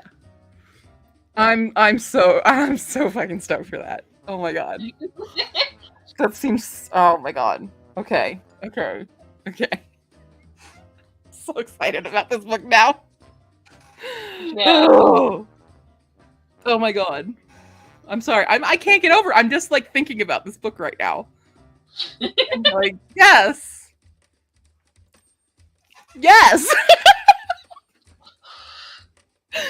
It's like sentence after sentence. It gives another thing that Stephanie wants. You're hitting all the boxes here. Oh my god. Oh, I'm crying. I'm so excited about this book. Okay. Oh god, I want Steve Hewitt-Senra to be my best friend so that I can beta read all of his stuff. That's where I'm at right now. Hell yes. Hugh, tell me about yourself. Wait, where's your author profile? I want to know about you. Oh, can we be besties? Can I at least be on your next ARC team? Because I will read, if you write a lot of stuff like this, I will read the shit out of it. Steve, if you watch this video, hit us up. Yeah, please hit me up. Anyone who knows Steve and is watching this video. Ian's mutuals with Steve. Ian. If you love me. He's also in the SPFBOX Discord. Well, I assume a lot of the people are in that at least. But I need everyone to please hook me up. Yep. Send him a message on Discord just being like, I'm platonically crushing on you. Can I read all of your stuff? I am friend crushing on you so hard right now. I happily will admit I want to be best friends. Please. Especially because like you mention these things, so then I already know I'm gonna get a lot of, if you put like inside jokes for fans of that in there, we're already going to have a good rapport with references, because I'm heavily into the YouTube world and I love a lot of, especially like that era and that of creators. Like we're gonna get along. We're gonna get along. We're gonna get along good. I'm sorry, I'm so fucking obsessed with this book right now. I can't even think. Can't even think. Okay. All right. That Under an title Azure Sky. sounds familiar. It does sound familiar. Under an Azure Sky. Who's it by again? Will Chan? Chan. This one. Will Chan. He has free review copies available if you ask him. Oh, I'm a serial will not DNFer. Yeah. Stephanie does not DNF books, only series. Even the ones I told you I was so traumatized by and should have DNF'd them, I didn't. Because I can't. But I like a full receipt when I hate something. So. But I also like a full receipt when I love something. I love this art style. I don't know. I hope it's not AI. I'm not Got all seeing- fingies. So, one of the fingers does kind of bleed into I think the that's just. bow. I don't think that's an Can I AI thing though. Can I see think more of that's- the outfit so that like I can double check on other details? Because that might just be an art issue. Yeah. That's looking pretty good to me. I don't Oh, think Ian that's... just saw this author talking about his artist on Twitter. So. Oh, okay. And I'm like, this will have. Give me a credit. Give me your artist credit. Yeah. Okay, good. Illustration. Cool. Yeah, that's legit. I like that style too, though. I'm sorry. Did you need an almond? Sorry, almond break. Yeah. No, I like this cover. Me too, a lot. The thing with the finger just made me like go, okay, I need to look for We had a hesitation.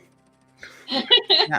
I will say, like, normally, and I've said it before, like, normally I'm not a people on cover thing, but because it's like an illustration, it's a full illustration, I'm liking that a lot more. So for anyone who's like, oh, you didn't like people on the covers, there's differences.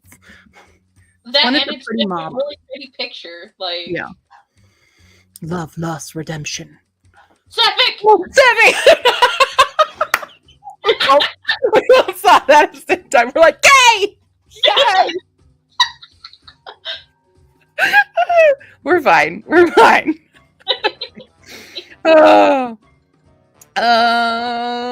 Okay. Alicia Dane is a renowned hero, mercenary, and monster slayer famed for killing a dragon in single combat. At least, that's how the bards tell it. However, there was a time when she thought that dragons were beautiful. The jaded swordmaster accepts a job along the unforgiving borderlands to rescue Princess Isabella Solomane, a prisoner of goblins in the Black Fort. With meticulous planning, nothing can possibly go wrong. It goes wrong. This is my style. This is my style. Yeah. It goes wrong. Pitching the pair into sprawling wilderness. Short of supplies, they have to fend for themselves and each other. Can love blossom under such harsh conditions? Meanwhile, a group of Nemirian raiders led by their psychotic leader, Varia, are dedicated to hunting down and killing the princess and her protector. Join Alicia as she traverses an ugly yet beautiful world, exploring the nature of the human condition. The precarious nature of her present is finely balanced, interwoven with a past timeline where a young Alicia faces dangers of a different kind. What is she ultimately willing to sacrifice? An emotional journey fraught with action and suspense. Oh, I am vibing with this. Yep. I'm not as obsessed with this as I was the last book, but I am obsessed. Yes. It has it's a different type of you've hit because that's what could go wrong. Hello. That's in the synopsis of my book or of my other book, not the one I have in SPFBOX, but yeah. Yep. Okay. Uh-oh, we have some 1-stars though. What are people complaining about? Reads like a draft. Whatever. Oh, I can't read the 2-star. Non dico sia un brutto libro, ma troppe cose non mi hanno convinto. I don't know. Made to be incompetent, but that's funny. Okay, they just don't appreciate humor. I like when my main characters are absolute klutzes. Yes. If you don't like that, don't read the Ashboard Archives, because my main character is an absolute disaster. I like this. On the TBR. It's on KUL. Woo! Okay, I'm living in the high again. I'm living in the high again. Rise of the Forge Hearts is our next one by Emily Huffman. I'm also getting very hungry. I'm in that mode of like, I actually should probably eat a thing. I'm gonna probably grab it out soon. Not yet, but soon. How dare you? Well, look at this. This is very clean. Yeah. Not getting any AI vibes. Mm-hmm. I like it. It's really pretty. It's very pretty. Okay, hold on. You guys discuss for a second. I'm grabbing a slice of my almond loaf. Not almond loaf. Oh, yeah. Wow. Poppy seed. I'm supposed to be discussing with you guys. I'm not good at this, which is why I no longer stream. How are y'all doing today? Okay. Okay. I need a little something. I made more of my poppy seed bread. Nice. Look at it. It's so beautiful. I messed up when I tried to make an orange one, and apparently my timer didn't set, and I thought it did. And it got a little overcooked. So what I did instead, though, is I cut off the exterior of the loaf. Uh-huh. And then put the interior in a bowl. Put the glaze that's for it in with the bowl and mixed it all up. And basically made little, not cake pops, but I guess muffin pops. I love that, actually. So. Oh, also, while we were taking a quick break, I wanted to shout out to my roomie. It is their 2-year anniversary today of being out as non-binary. Woo! Woo-hoo! Just in time for Pride Month. Yup. I love that. Me too. I don't know when did I come out as ace? I don't remember. Did you already know that you were ace when we met? Because Yeah. I kind of remember talking to you about it. Yeah. I wasn't fully like just going, "Hi, I'm ace," blah, blah, blah. But I identified it when in like 2012 when I came across a Tumblr post talking about it. I went, "Wait, what? That's me." Yeah. That's how I figured out my orientation. So, fun fact for everybody in the comments. I've literally always known that I was bisexual. I just didn't know that word existed. I thought I was, for the longest time, broken. Yeah. For one. Or just like a delusional prude. See, my sexuality has never been a question for me. Like, I've never gone through the why do I like boys and girls thing. But there was definitely a very good, solid chunk of my life where I was in heavy denial about being non-binary. I was like, psh, I have dreams where I'm a guy, and they're my favorite dreams that I ever have. I sort of wish that I had the male lower equipment. I want to just be one of the guy friends, you know? But I'm totally a girl. No, I'm definitely a girl. You were like, you were so hard in denial, you became a pick-me. Yeah, no, I was. So bad. Yep. I was just in the delusion of what Disney princesses told me. Yeah. that like, true love stuff. Like that's the only reason I hadn't had like a long relationship is because of that. Because I wasn't going out, and I was very much I'm not like other girls for a long time. Because I was like, oh, so many girls are so obsessed with just like boys and whatever. They didn't even care. But it was just because I didn't experience sexual attraction to anyone. Yeah. Makes more sense. But I'm not Arrow, just for anyone confused. It's not always Arrow Ace. Because I do see sometimes people talk about that as like Ace, you are determined. They don't just say Ace, they say Arrow Ace. Even when the characters aren't Arrow. But they think that's the full term for it. I'm like, no. There are other kinds of aces. Yeah. And like a lot of people also go the other direction where aromantic must mean that you are also asexual. Yeah. That shit is true. The romance versus the sexuality parts. Very different. You don't know. They can go hand in hand, but they don't always go hand in hand. So I actually know some people who are romantically gay, but sexually bisexual. Like, oh my god, could I be romantically gay then? Because I love. Stephanie, you want a date? Just no sex. That's how it works for me, man. That's the real tricky part, because like I'm a very romantic person. But just nope. The rest of it, I don't experience that. Yeah. Not my thing. Not my thing. Sorry. Oh, we should read the we should. I've had my almond. Oh my god, I keep saying almond. Mambo. Poppy seed bread.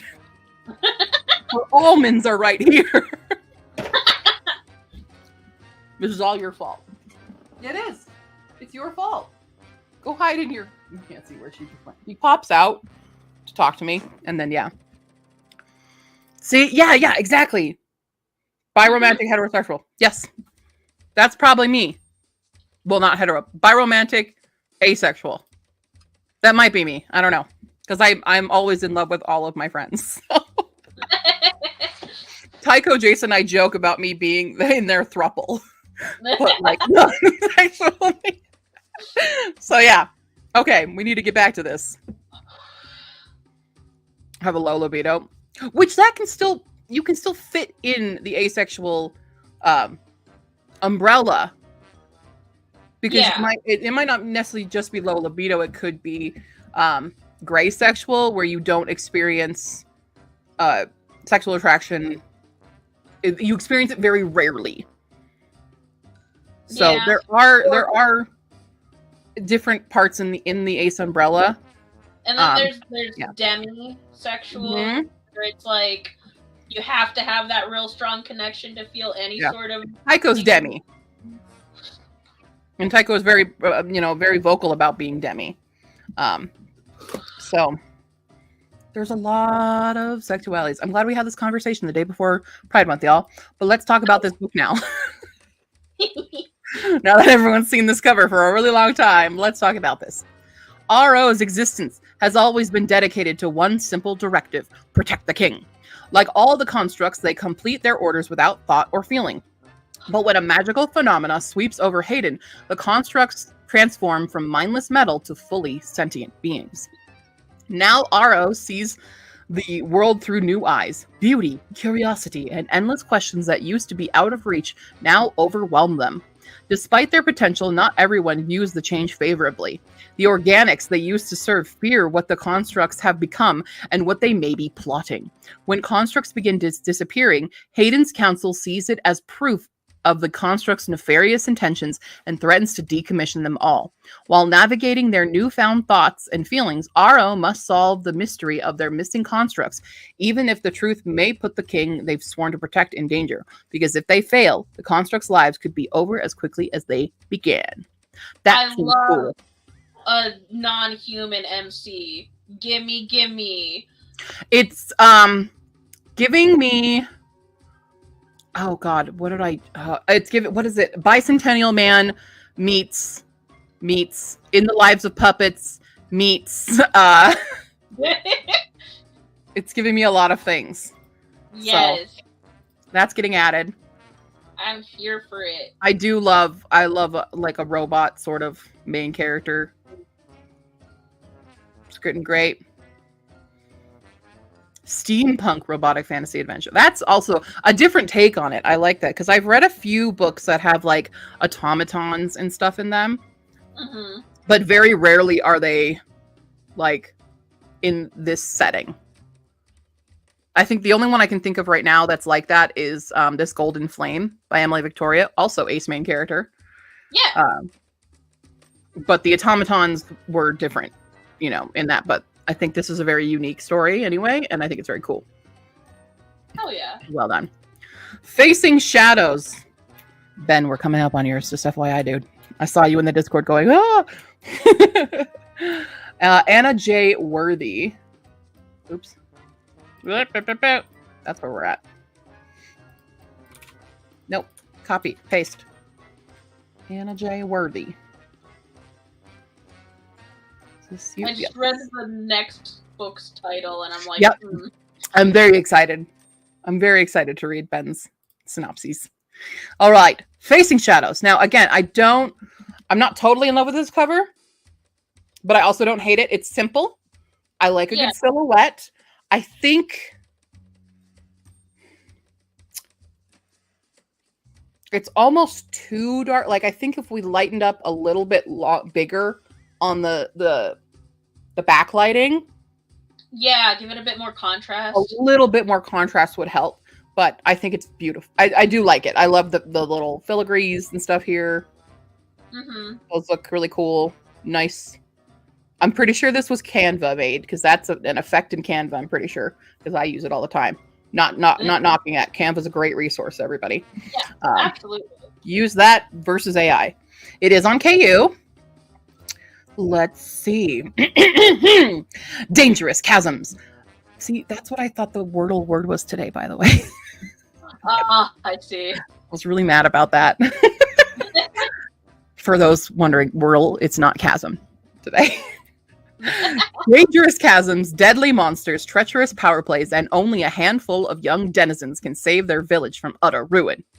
We're more than our worst impulses, more than the shadows we face. When Avaya? I would say Avaya. Avaya? When Avaya, a 16-year-old warrior, stumbles into one of the mysterious chasms that have suddenly appeared near her remote island village, she's determined to find what's causing them before another one destroys them all. If only it were that simple.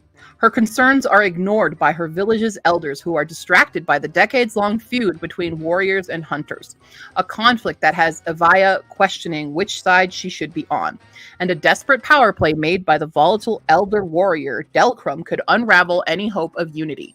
Meanwhile, a prophecy suggests that pairing Avaya with the flawless young hunter Rikus would finally end the village feud. But she has developed complicated feelings for Aldrich, a brooding cook who's fallen hard for her. The only thing Aldrich wants more than Avaya is to defeat his father, Delcrum, who intends to pair Avaya with Valgren, a villainous young warrior who will stop at nothing to claim her. Avaya must unite her people and confront the mystery of the chasms before it's too late. But can she save them without sacrificing her heart? A brooding cook. I'm sorry, that got me. That got me a bit. I'm like, oh, that's cute. Okay, 453 pages. See, the second one has a bit lighter contrast. Yeah. But again, it has flames in the bottom, so yeah. Also, I love a good axe wielder. Just saying. You don't get that from the first cover, but now that I know there's an axe involved, I'm more sold on the axe. Also appreciate compelling there. 25 ratings and all of them are 5 stars. That's impressive. That's very nice. Well done. Oh, it's a Viking fantasy as well. Nice. Viking fantasy. Okay. Yep. Hey, yup. Woo. All right. My boss is the devil. That sounds Did phenomenal. you just write a book about my work life?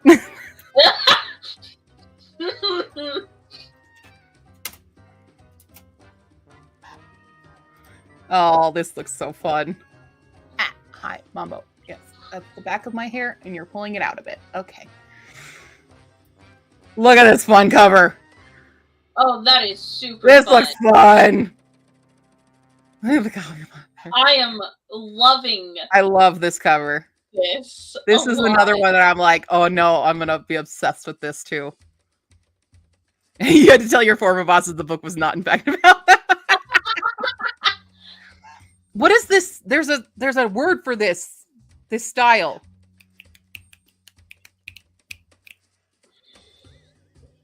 My brain wants to say vector, but I don't think that that's it. Artists, tell me the style. I love this style. That's what I'm just trying to say. I love this style. This looks great. What's funny? Okay, I don't know because I haven't read the synopsis yet, but I'm seeing a lot of like coffee stuff. I work for a coffee company. So, like, is this about my job? I literally work for a coffee company. Okay. What's better than being a college dropout 20-something working as a barista in New Haven, Connecticut? Just about anything. Nick would give anything to escape the dead-end life he's made for himself. He gets the offer of a lifetime from Lucifer himself to trade his apron for a suit. Should he really consider becoming an agent of the devil? With the way things are going for Nick, of course he should. Lucifer wants to give Nick a chance to do what he always wanted, to help people, wielding power and influence to make their dreams come true. He would have to sell his soul, but the devil is a gambling man and lets Nick experience his new life before he has to sign on the dotted line. Can he use the devil's power for good and make his mark on the world, or will he fall victim to his own desires and lose his humanity? As if that wasn't enough, the very friend that made the meeting with Lucifer possible turns on Nick, and he needs to do some quick thinking to come out on top. Maybe the ends justify the means, but there are no easy answers. Finding the balance between coffee and good is about to require a lot of coffee. Oh my God. Good and evil. Oh my God. Coffee and good. Yeah, okay, it is vector style. Thank you, guys. I love this. 200. It's so short. Oh, I want it to be so long. This seems fun. Segment is cat. There we go. Oh my gosh. Humorous narrative. Yes. Great read from Mom. Freshly brewed packed. Sorry, I love. And okay, Faust is my favorite opera. Yeah. By the way, I love a good Faustian thing. Not your mom, yeah, just Mom. Okay, yeah, I love this. This is another one. God, this group. I would hate to be the judge of this group. This would be impossible. Just like all of them? Like, right now, like, I'm obsessed with this pretty much about as much as I was obsessed with the erstwhile Tyler Kyle as well. Like, these are hitting it. They're hitting it. Oh my God. Yeah. I'm just gonna stare at the books. They're so pretty. Yeah. And I can't not hear Connecticut without thinking of Stepford Wives and going, where would no one notice a town full of robots? Connecticut. My brain triggers these weird quotes all the time. People, be not alarmed. Be not afraid. Yeah, this seems super, super fun. Yeah. I have no expectations. I hope my book makes it in a good way, but these books are like, that's the thing about SPFBO. There's so many good books in this. That's what I'm proving with my will at TBR, because so many of them are making it onto the TBR right now. I haven't done a count, but Yeah, making it out of run was winning. We won. We've all already won. This book's won. Yeah. One day I do hope to be a big enough book reviewer blogger to be a SPFBO judge, but I would probably just be so stressed because I would love all the books and not be able to choose one. Hi Maggie, welcome in. We just checked out My Boss is the Devil by Ben Schenkman, and I highly recommend for you to put it on your TBR because it looks super fun. Super, super fun. Okay. I would be too afraid to be a judge for this kind of thing because I know so many indie authors personally that if I got any of their books... Well, if you know them personally, you don't get to judge them. Okay, good. Okay. There's a shuffle. They mentioned it that there would be some shuffling if somebody accidentally got like their friend or something in there. So the list I'm going off of is Mark Lawrence's list. This list might change by tomorrow. So. Oh, thank you. Yeah, I do read I read all the genres. It's very rare that we have a genre I don't read. And now we've got dark empathy. A very contrasting vibe from the last book. Yeah. This one's giving angst, and I'm kind of a fan. You're more of the books that make you cry. Yeah, I want my books to abuse me. I don't. I like fun and lightness and happies. That's my taste. Excuse me. Okay. For a second, I couldn't breathe. We're good. Oh. All right. Well, definitely not an AI cover. No. That's pretty easy to tell right now. Not AI. I do love the font, though. Like the font and the texture on the font. Yeah. I like that. It's good. For empath, how do you feel is never just a question, not when it can kill you. These are the rules. 1. Rare and powerful empaths never escape the compound. Bastian Lucas escaped a year ago, and just because he's been dragged back doesn't mean he won't escape again. 2. Compound officers don't ask questions. Captain Henry Mortimer has always followed orders, but Bastian's arrival and the disappearance of one of Henry's team have him wondering things he probably shouldn't be wondering. When Major Valentine orders Bastian and Henry to investigate a series of murders committed by an asset with powers similar to Bastian's, it brings to light more than just a cover-up. Things like why an empath who shouldn't exist is killing senators, what's really behind the compound's sinister asset program, and whether Bastian and Henry will live to see the end of this case. Because they're in danger of breaking rule number 3 as well! Yay!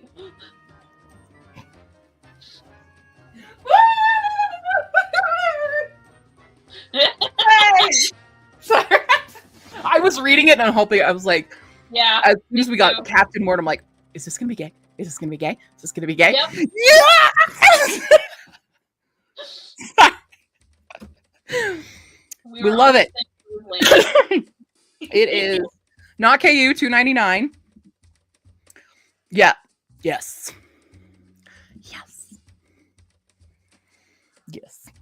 Now I do have some concerns, like not necessarily that I don't read women who write gay romance, male gay romance specifically. There's always a hesitance.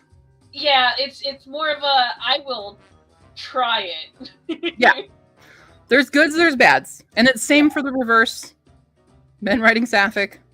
Yeah. It can be. Sometimes it's great, though. Sometimes people understand, and they're good, and they get their sensitivity readers, so that's always important. Absolutely. It's just that, like, the gay romance, I guess, genre has been so saturated with straight women, like, over-sexualizing. They definitely, there was, especially a few years ago, there was this large bout of people just fetishizing, which is not okay. Yeah, no. So, hesitancy does not mean that I will not pick this up, but I'm looking at you. I am. Morgan. You mean Katie? Yeah, that's what it is. Well, I'm picking it up. I think this should be good. Should be a fun time. I hope for the best. I always hope for the best whenever I'm adding a book to my TBR. Except for one that we did during CL Canon, but I had to put it on it as on principle. The ogre. No, well, that one too. I wasn't even thinking about that one, but yeah. I put it on principle because it looked like something I would hate, but the reviews were like, it's too politically correct. And I'm like, well, fuck you. How dare you? They're like, they're using pronouns. And I'm like, welcome to the English language. Pretty much any language. Like, there are very few that don't use those, So it made me, the reviews made me so angry that I'm like, I'm reading it. I don't care. Yeah. Yeah, this does a pretty good job of communicating the vibes of the book immediately. That's also fair. Agreed. I'm going to mute myself real quick because I got to make a call. Okay. We're going to go on to the Enchanter's Council. Oh my god, I can't click the whole thing. There we go. But I don't know how to say this name. I think, is it Talib? Talibrazi? There will always be pronouns. Let there be pronouns! So sometimes, even if I dislike a book, I will defend it from a-holes like that. Oh no, this looks cute too. I don't know why that was an oh no, but it looks so cute! Oh, look at them. They look so adorable. Oh my gosh. Okay, yes, I am loving the Oh, look how cute. I do have to go because my dad is already here and did not give me a heads up. But okay. Have your dad come in. Have dad join. Just kidding. All right, bye guys. Okay. Have a good one. Bye. Thanks for joining me. Yeah, Ian as well. This is so adorable. This looks cute. I was like, oh no, it's cute. Just grow my TBR. It is $9.99 on Kindle, unfortunately. But also, so how big is the book? Okay, 303. See, my book, which is $5.67, is $9.99 on Kindle. Yeah, that does seem a bit steep. Wee bit steep there.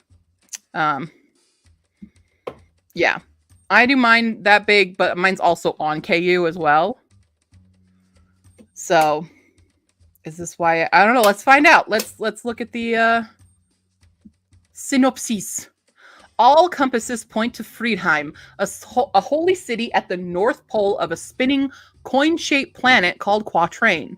100 years after the millennium-long old war between the coin's faces over its sacred and gemstone-rich rim, the city's new peace is threatened by earthquakes, extremists, and tensions between its goblin, elf, and dwarf inhabitants. The son of immigrants who run a cafe in we got a bit of a typo. Friedheim's Goblin Quarter, Mizan al-Wasadi has just graduated with a degree in gemstone enchanting and is determined to prove to himself and his overbearing parents that he is worthy of a job in that prestigious modern field of magic. But his journey home in search of work and love ends up putting him in the middle of his hometown's post-colonial politics, a religious feud between mystic traditionalists and violent literalists, an awkward re-encounter with his childhood crush, and a strange magical disaster that suddenly falls upon him and his friends to fix. Okay. Oh, he's Sri Lankan. Sri Lankan American Muslim writer. It's a debut fantasy. Okay. It's giving a bit of Discworld with the coin-shaped world here. Yeah.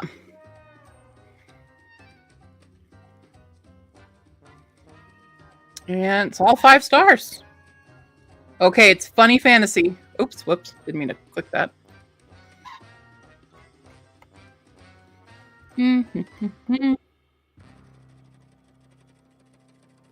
Interesting. I just wish like it could have that, or it would be on KU, because I think, especially a book of that length, they do well on KU. It does seem pretty steep, though. I'm gonna add it anyway because I think it's fun. But in this case, I would probably just buy the paperback instead. And maybe that's the tactic. It's like it's only a few dollars more for the paperback to have a physical, so. Yeah, I wouldn't either. Mom and the cats would have knocked everything off the edge. Would you have done that? Yeah. Okay, bye. She's so indecisive today. She's like, back up here, back in there. You want to go in your emotional support Dr. Pepper case? No, in the blanket. Okay. Okay. Well, that seems fun anyway. Regardless of the price, it seems very, very fun. I do think that's pretty steep, though. All right. Buy a silver thread. Now, this author I recognize. I have their other books in my TBR already. So this is Rachel Aaron's Buy a Silver Thread. So her Minimum Wage Magic series, yeah, this one, has been on my TBR forever, and I've just not gotten to it. But it looks very interesting, so I don't doubt that this will also make the TBR because cool concepts. And I don't think it's... I don't know. Oop. Ian, I need your opinion.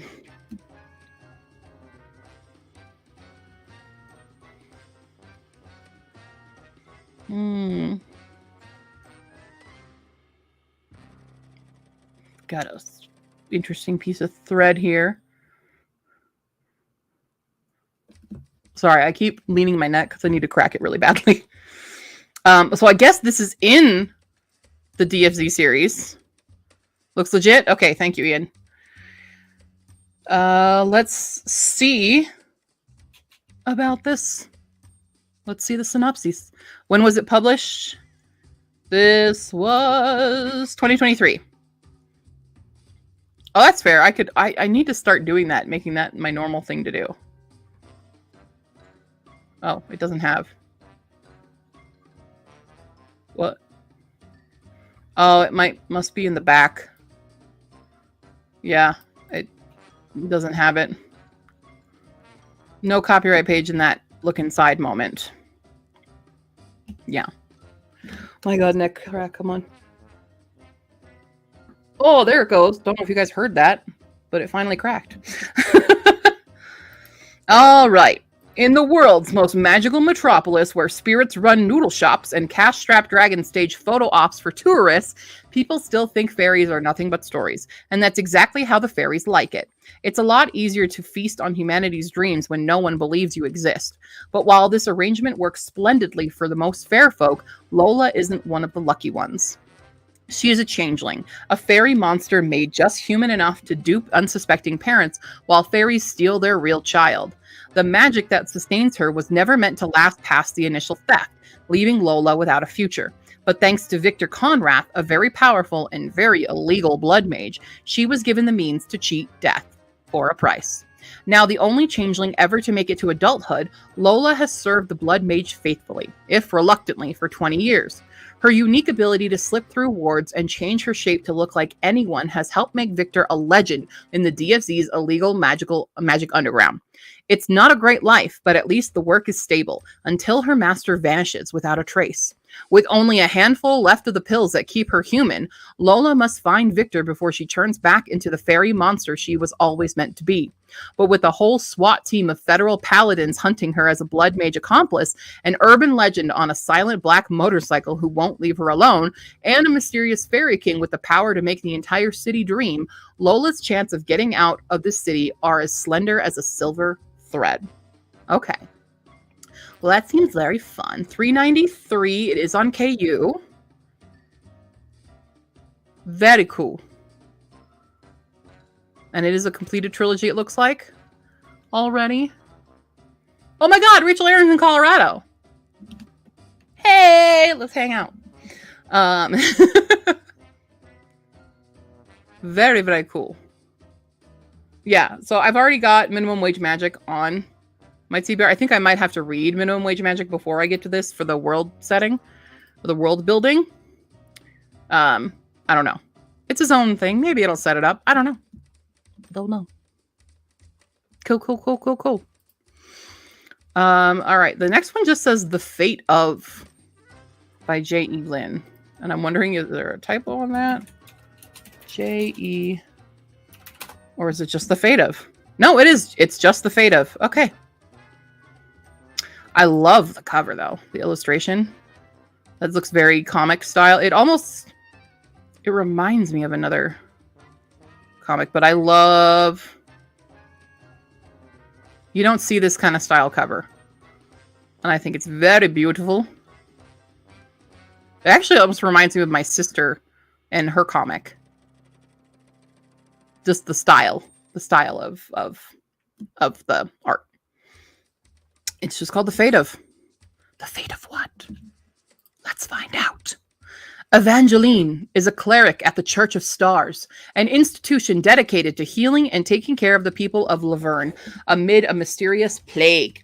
After being warned that there is a cult infiltrating her beloved home, she starts her investigation. She aims to uncover the truth of who they are and what they want while maintaining her secretive relationship with her childhood friend. Dianthus, memoryless and with nowhere else to go, has been living with the city's royal family ever since they awoke 5 months ago, found confused and delirious by the youngest prince. They've become accustomed to the family's lavish lifestyle, ignoring the burden of discovering their past identity in favor of the comfort they offer. But as the days move forward and a courtship with the crown prince begins, they start to find that they can only turn away from themselves for so long. Har is a wayward assassin who recently joined a strange circle of collaborators pursuing immortality. Haunted by the memories of her past and profession, she works to find the key to living forever while trying not to lose her head in the process. Okay. Oh, first in a 7-book series. Ooh. Interesting. Interesting. 482 pages.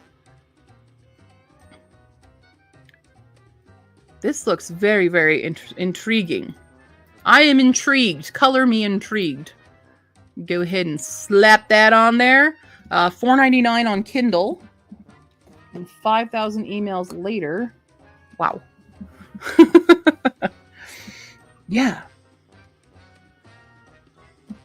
This looks great. I also intrigued by, like, Dianthus, is this a non-binary character? Because we're using they, them pronouns, which is great. Love that representation. Intriguing. I'm intrigued. That's all I can really say about it. All right, we're getting to the last ones, guys. 1, 2, 3, 4, 5, 6, 7, 8. That was okay. So we're on our countdown. We're in our single digits. Hello. You want some? Do you need some of this? Come on. Juice break from your destructive rampage. Juice break for the bird.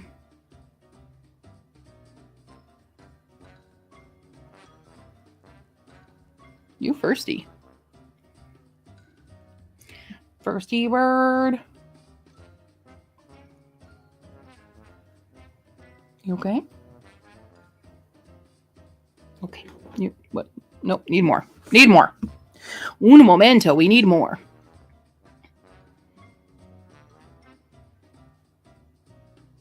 Okay. Hey. You can go up. Up top. Here she goes. Okay. Billy Kramer, the first assignment.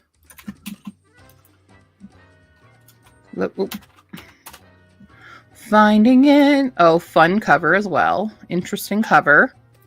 Here we go. Oh, stretching. Good stretch. Okay. It's a simple but very interesting style of cover. Are you good up there? This looks interesting. Okay. What are you doing? First line is just dead. Dead. 17-year-old Sean Turner no longer belongs to the world of the living. Armed without a heartbeat, he starts his afterlife as a reaper. After being given the name of a person destined to die in the next 7 days, he must go out and collect their soul. As Sean separates himself from the living and moves below ground, he attends Wayward Academy. Sorry, you gonna poop or what? What are we doing? Okay. As Sean separates himself from the living and moves below ground, he attends Wayward Academy, which teaches him the training and traditions all first-year Reapers need to know to perform their duty. The only thing is, Sean isn't sure he can handle with this new responsibility. Dying at 17, Sean never got to make the impact he wanted. So when an opportunity arises, he has a choice to make. Does Sean stay in his lane as a Reaper or go out of his way to make a difference? What's the show? Sounds a bit, if you guys remember this old show called Dead Like Me, where a woman dies and becomes a Reaper and has to do this stuff, it's giving that vibe. And also, there's another, what was I thinking? There's a story by Gabby Noon that also is giving this vibe, which that was a great book. I loved that book. So it is 99 cents on Kindle, 385 pages. This looks fun. Dark fantasy. He's from Chicago. All right, there is a 1-star. I'm wondering about it. Okay, there was a part that they didn't like in the last part of the book. Okay, whatever. That didn't tell me anything. Sure, why not? But I like that. I like that. That's interesting. Okay. We're going on to Messengers of Ilbion. Ilbior. Sorry, I can read. I'm a book reviewer. I know how to read. Oh, why is it not? Give me the book. Give me the book. Okay. Okay, we've got a pretty crown on the cover. We've got that purple, that standard purple. I kind of want to give it the title of Self-Pub Purple. Because I find this purple, this like shading of purple on a lot of indie covers. It is a very popular choice. I do like the font. It's a fun font. Very cool. Legends of Ilbior, Book 1. Let's see.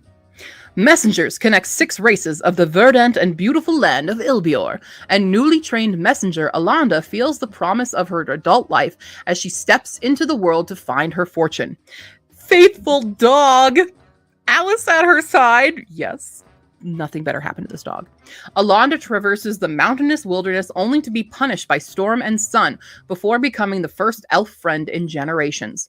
When she meets charming messenger Tostig and feels the spark of connection unlike any she's ever known, she believes her life has truly begun.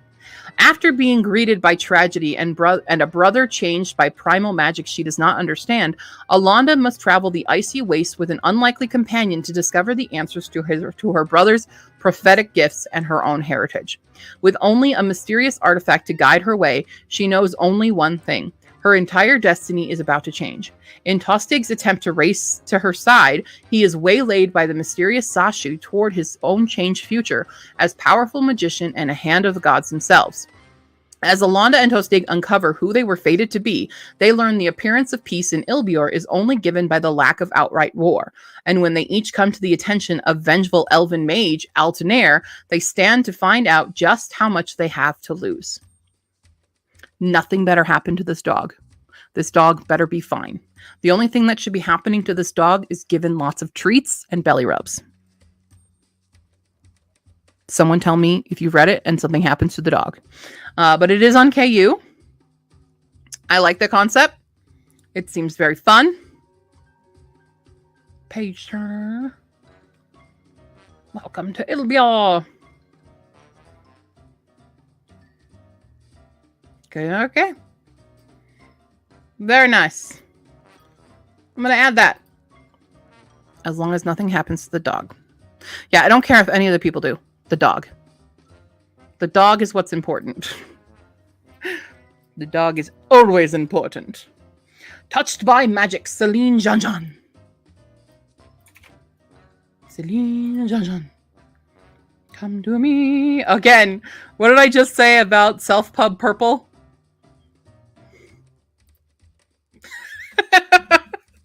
Self-Pub Purple. Okay. And why is this not? It's not doing a thing. Why is it not? Are we having an issue, Amazon? It does do the style of like, you know, central person, a very skinny, pretty person on the cover, which is not my favorite thing on a cover. There we go. Now I'm able to.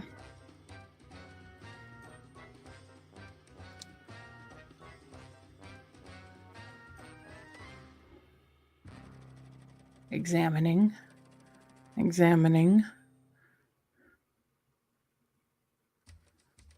What do we think? I don't think it's AI. I would love to look at what's inside of it. Okay, this is 2021, so it might not be AI. It looks legitimate? Okay. If you're a fan of quirky characters and found families, I sure am. Oh, sarcastic cocking cat. Yep, okay. All right, let's see. I'm a Pia. No, this isn't. Oh, it does that though. Okay, this is a thing I don't like where it's the character tells you the synopsis. That's one thing that's just a not for me thing. I'm a Pia. No, this isn't yet another paranormal romance. And no, I'm not a badass magical assassin. I'm just a barber to the supernatural. My magic, let's just say it's on the unique side. Okay, it's downright weak and weird. It works best at keeping things clean. I know, I can sense your awe at my power already, and I'm sure you can see why barbering suits me well. Although now that I've mastered the art of trimming a were-tiger's regrowth, my biggest challenge is fielding the insults of the shop's cat. Because yes, the cat talks, and yes, the cat is sarcastic.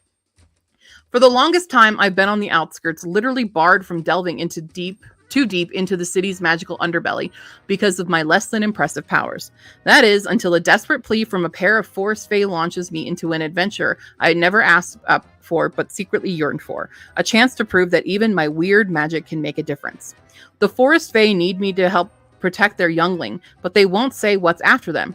If it's big and bad enough to scare the fae, it's most definitely powerful enough to make a mouthful of me. Probably a small mouthful at that. And now that the Fae have come to me, whatever's after them is also after me. Faced with daunting magical politics and powerful foe, I've got my work cut out for me. And my backup, a sarcastic cat. Yeah, I'm in trouble, all right. Yeah, the blurb is very snarky. Anything 2022 or before won't likely be AI. Yeah, that's fair. Here's some things I don't like about this. It's the character's very self-aware. Like, oh, I'm in a paranormal romance. You know, and it's bashing other paranormal romances. Being like, I'm not like other girls. It's doing that. And then I also did not like this part, emphasizing how small our character is. That's a problem I have. I like Allie Hazelwood does that a lot in her books, how small and how big the guys are, but she's so tiny and small. It's very pick me. It's very, I'm not like other girls, which sets me off a bit. Yeah. I'm going to say this is a no for me, but mostly because like, I really don't like that style of blurb. It's really not my thing to have the character talk to you. And it's like, it's saying, it's not like other paranormal romances. I have read something like this before. This character at least. Yeah. It's not for me. Yeah, if cats could talk, they're sarcastic. That's yep. I agree on the tiny small thing. As a real petite person in 4'11", it can get grating real quick. It does. And as someone who's not small, it's like that further emphasis on characters always being like pretty and hot and gorgeous and stuff like that, but the women especially having to be tiny and small in comparison to their love interests, that hurts a little bit because it's just re-emphasizing that, like, you know, fat girls can't have love. And that's a problem that I see a lot, especially in the romance world. It's why I'm writing my ogre romance that has two main characters who are conventionally unattractive. And because I just got really tired of seeing that.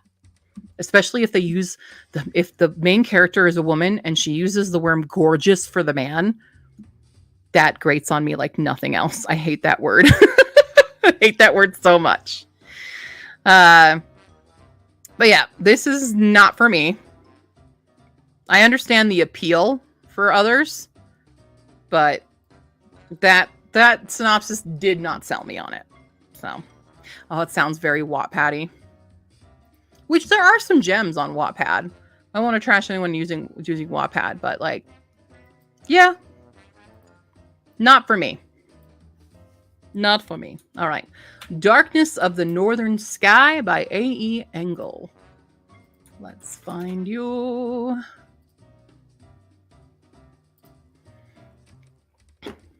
Mm-hmm. Mm-hmm. Oh, you might have read it on Wattpad. At least there's a lot of diverse romance heroines. If you, yeah, there are. If you look in the right places, it's even harder to find different body types beyond 6 foot, 6-pack, 6-figure for men. Yeah, absolutely. And that's one of my issues. Is it's the men are always like these super buff, not super buff, but like they're always fit and tall and dark and stuff. You know, that's why I like Rachel Lynn Solomon's book Weather Girl. The male love interest is a fat man. And it's a conversation because he's very insecure about it when they're getting into a more steamy moment.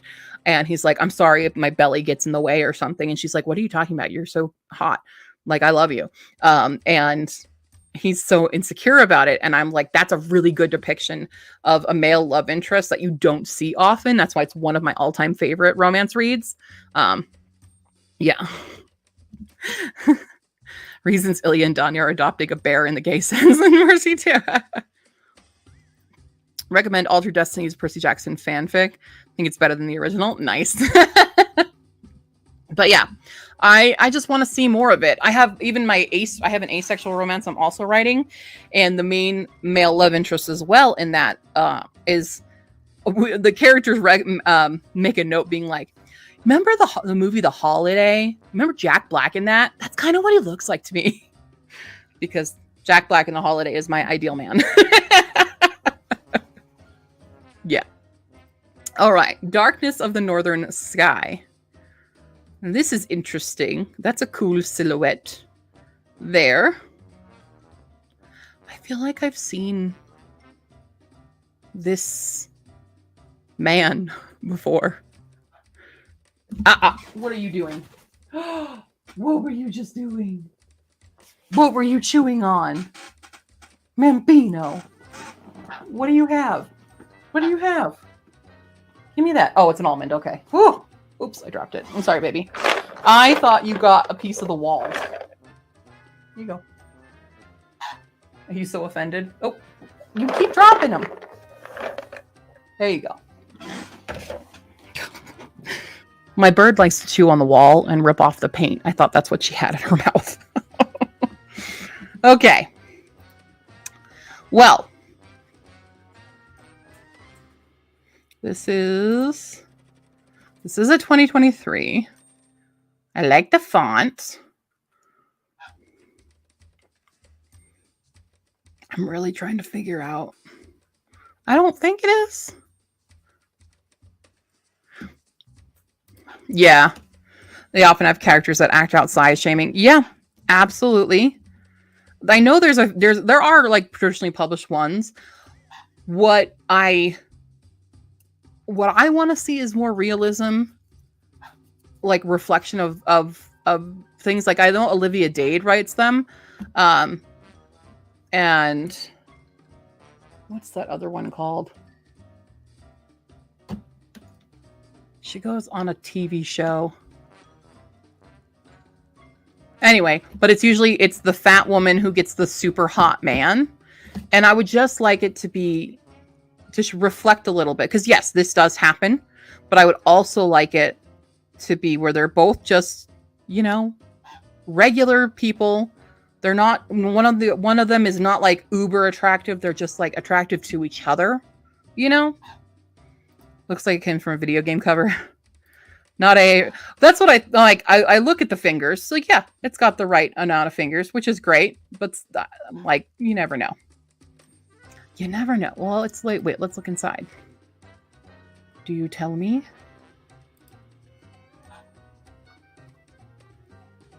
Where's copyright? Book cover by Warren Designs. Okay. Love that. Thank you. Need to start doing that. I keep needing to remind myself, look in the interior. Will tell me sometimes. All right. Can a battle-weary warrior stop a vengeful sorceress from building an empire of evil? Commander Soltari is jaded by battle and returns home to his wife and daughter to lay down his sword for good. When nightmarish hordes suddenly strike his city and murder his family, he promises to find and destroy the sadistic sorceress behind the raid.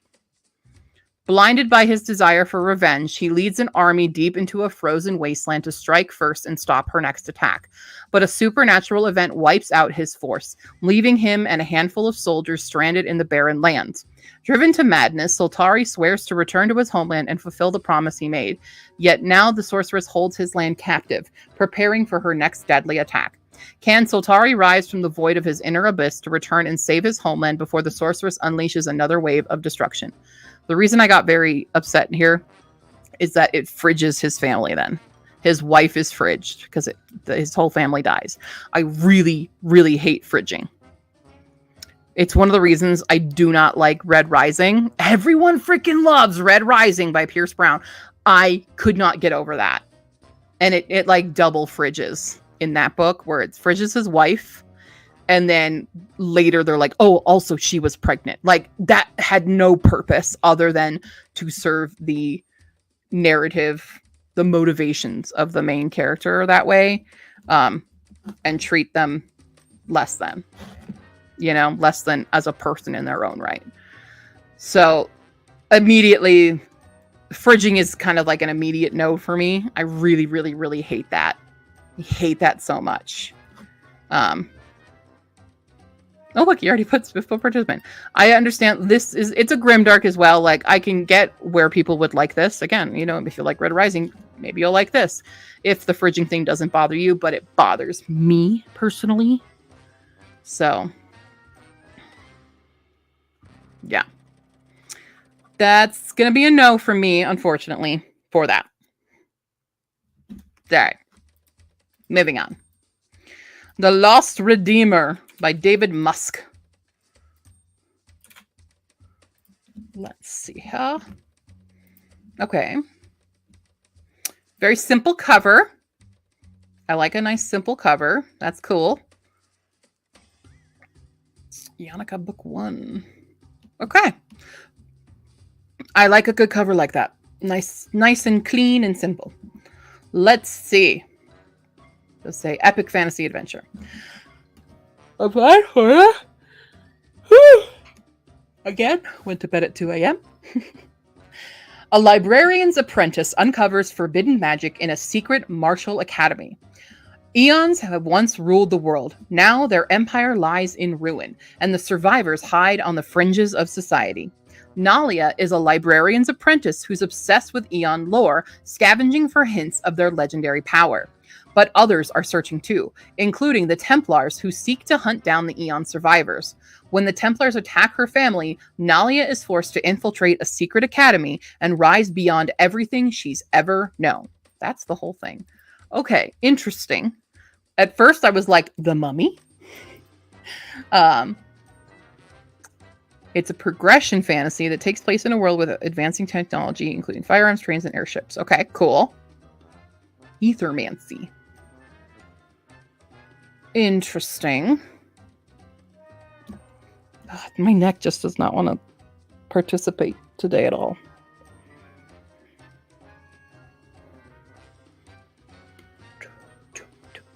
Arthurian, okay. Which usually not an Arthurian person, but it's not a direct Arthur retelling, so that's fine. Okay. Okay.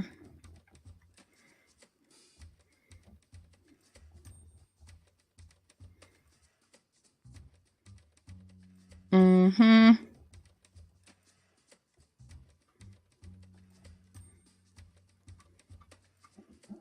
Okay. If you've seen the first Pirates of the Caribbean movie, we enjoyed it. This has the same vibe. Perfect. I did enjoy the first Caribbean movie.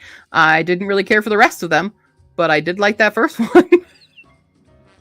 All right, I'm going to add this one. Not high on my list, because it doesn't give me a whole lot, but it's interesting enough. It's decent enough to tempt me. Tolerable enough. There we go. Not, yeah, she was tolerable enough, but not decent enough to tempt me. All right, Woodspell by C.R. Collins. We are on our final four. Final four. Yeah, yeah. Ooh. I do like this cover once I share the tab with you. I like that. It's giving Speak. If you guys know the book Speak. Epic book. But I love... Even though it's like, okay, there's a picture of a tree inside that, like, okay. Okay. Yeah, no, I love that. I love that vibe. Love that text. Very Lord of the Rings. Very Hobbity text. Oh, whoa. This is all that we get about it.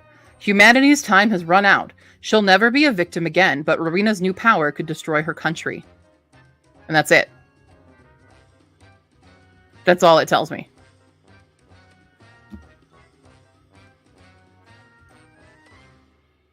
It was on Wattpad too? But like, what's it about? What?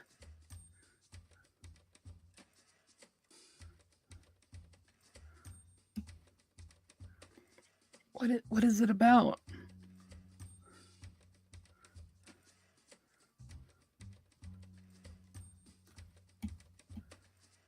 Someone tell me what this book is about.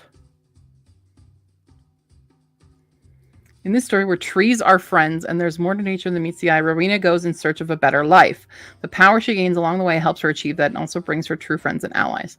Some people are more than they appear to be, and not everyone has their best interest at heart. Will she finally find a way to live the life she's always dreamed of, or will everything she's worked for come crashing down? Okay.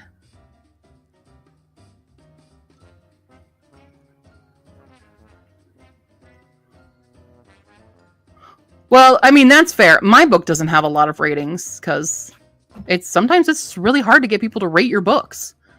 So I'm not shaming anyone for that, for like their amount of ratings they have, because like we can look at mine. I don't have a ton of ratings.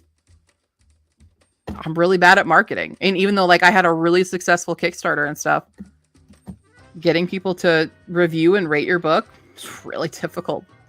It can get real hard. So, okay. I'm going to put it on because I'm just like, what is this book about? I'm confused. I love the cover. I like this first little line.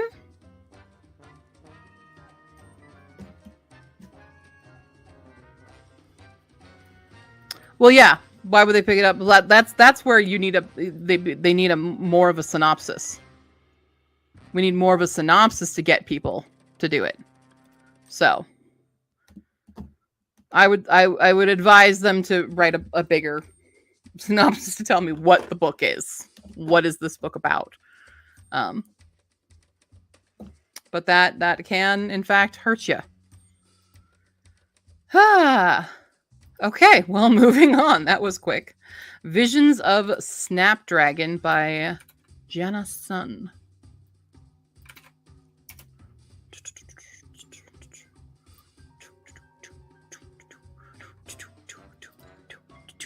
Here we go. Okay. I like this though. Hold on.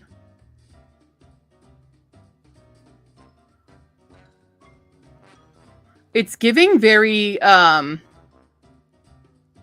like Ghibli, kind of Studio Ghibli vibe. That kind of looks cool. The Seer's Blessing, book 1.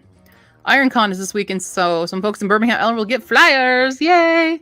It is HearstCon for me this weekend. I finally have my table confirmed. There was a mix-up, and he didn't put me on the vendor list. And I'm like, sir, I paid you. Here's the receipt.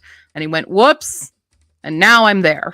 So If anyone is in Colorado and wants to go to HearstCon, it's a one-day convention tomorrow. You can come say hi. I'll be there.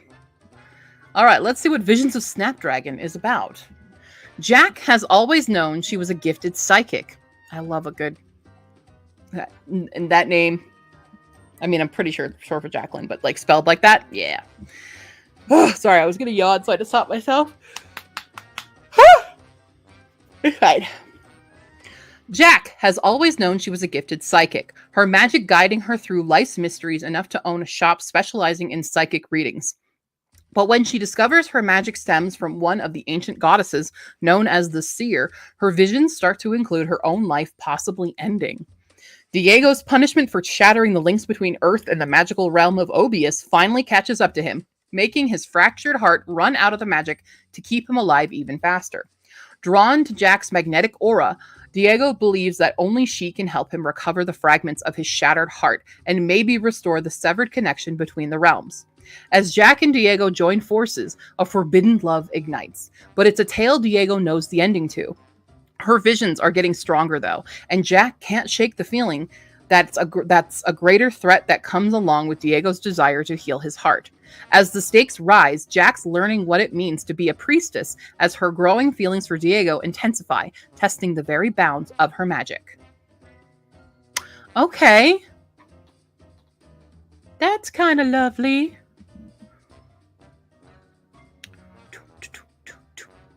She's got a chihuahua. Hi, fellow chihuahua mom.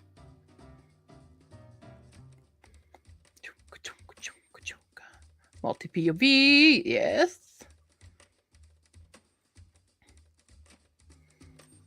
Cool.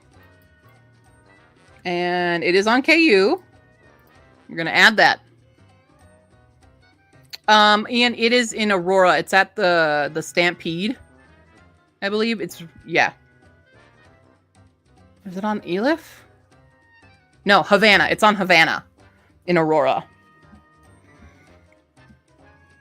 Yeah.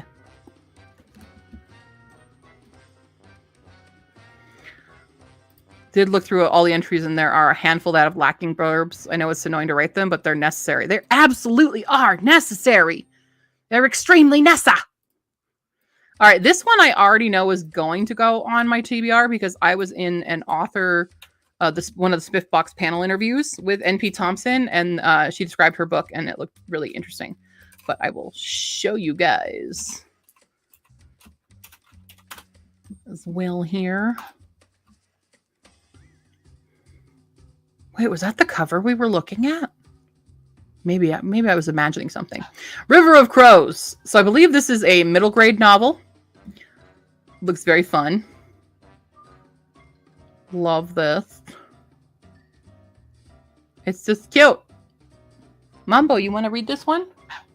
Hey. Come here. Come here. You come here. Step up. Come here. Thank you. We have to read this one. It's about birds. This one's about birds. You want to go up top? Okay.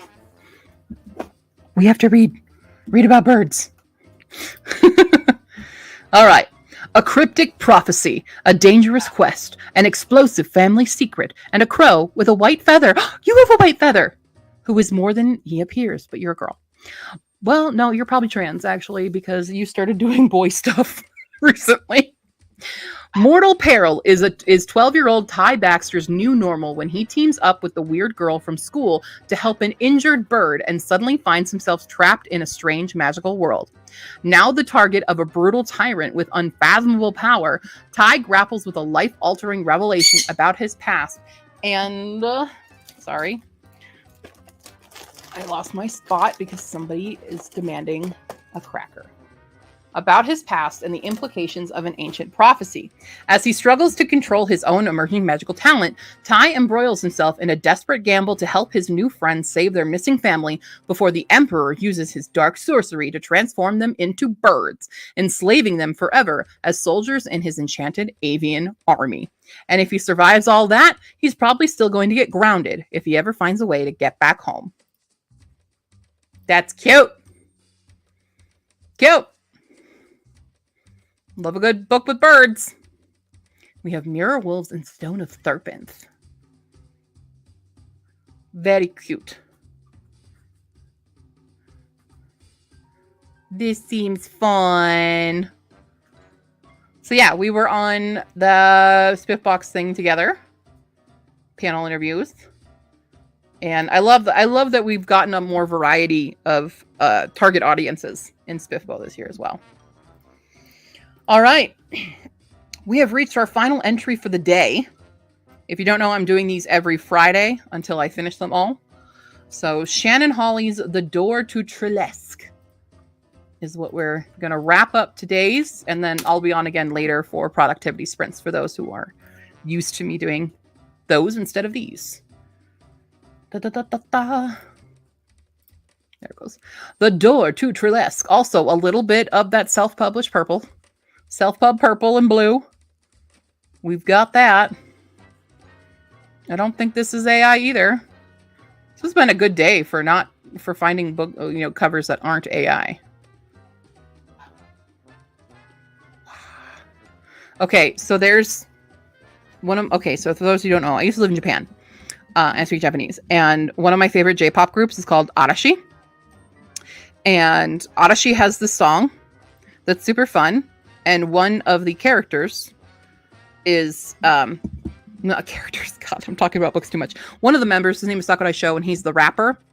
And there's a part in the song where he goes, "It's like a supernova next to the door," and that's what this is giving me. I don't know. It's the YA. Let's see if it's YA. Read more. We will find out. Her family can travel to other dimensions through doors only they can see. Yeah, the previous was middle grade. Sorry. Her family can travel to other dimensions through doors only they can see. But the key to saving those hidden worlds and her missing aunt lies in a childhood summer she can't remember and a power she didn't know she had. Kate shouldn't be here, yet here she was, risking her mom's wrath to come back to a house she can't remember. A house her estranged aunt lived in until her disappearance a year ago. A house her mom desperately tries to keep Kate from. But Kate can't resist the pull of the house as it draws her in, and soon memories of a forgotten magical childhood summer spent with her... Sorry, I read that really badly. But Kate can't resist the pull of the house as it draws her in, and soon memories of a forgotten magical childhood summer spent with her aunt start to surface. Seeking answers, Kate discovers her aunt's hidden journal, locked away. Not sure what to expect, she begins to read and is soon lost in her aunt's tales of her adventures and danger on other worlds. She also learns her family comes from a long line of travelers and can travel to other dimensions through doors only they can see. When a powerful creature thunders down from a hole ripped in the sky and threatens Kate, she is left shaken with the possibility that her aunt may be alive, held captive for her information in the journal that could end all worlds, and Kate is the key to finding her. But first, she must figure out how to see these doors. Okay, 227. It's $4.99 on Kindle. Who grew up feral. Very fun. Interesting. I like a good portal, story. Not portal fantasy traveling. Not time traveling, but, dimensional travel. That seems interesting. Let's add it. Boondabrar. Ta-da! And those are all the books that are featured in Lynn's books and the Critiquing Chemist. They will be taking on all of these. I am super excited for so many of these. Okay, they seem so fun. I'm incredibly excited for... Let me just look here, who I'm most excited for. Tabby Swain looks really, really fun. Erstwhile Tyler Kyle. I'm obsessed with it. Boss is the Devil. Was Facing Shadows the one? No, that was a different. Under an Azure Sky. That's another one I'm very excited to see. These all look fantastic. Some of them are not for me, but I think this might be the group that I had the most that I put on the TBR. I think there was a significant amount more than the previous list. So next Friday, around the same time, we'll go over the Weather Wax Reports books. Trying to see, do I already recognize anybody? No, I don't think I know anybody on this one. Oh, Catherine E. Graham. She's the one who was doing all the interviews. That's who I was thinking. Catherine D. Graham, not Center. I kept thinking Center. Like, no, she's not Catherine Center. That's a different author. But cool. So we'll go over them next time. And then after that, we'll do Before We Go blog. And after that, we'll do Queen's Book Asylum. And after that, we'll do Philip Chase. And after that, we'll do Covers with Cassidy. And after that, we'll do Kitty G Books, which is where my book lives. And after that, we'll do Captured in Words. And I think that's the last one. Woo! So every Friday, we're doing Will It TBR until I stop. Also, for those interested, CL Cannon's book fair is happening right now. If you want to see more books.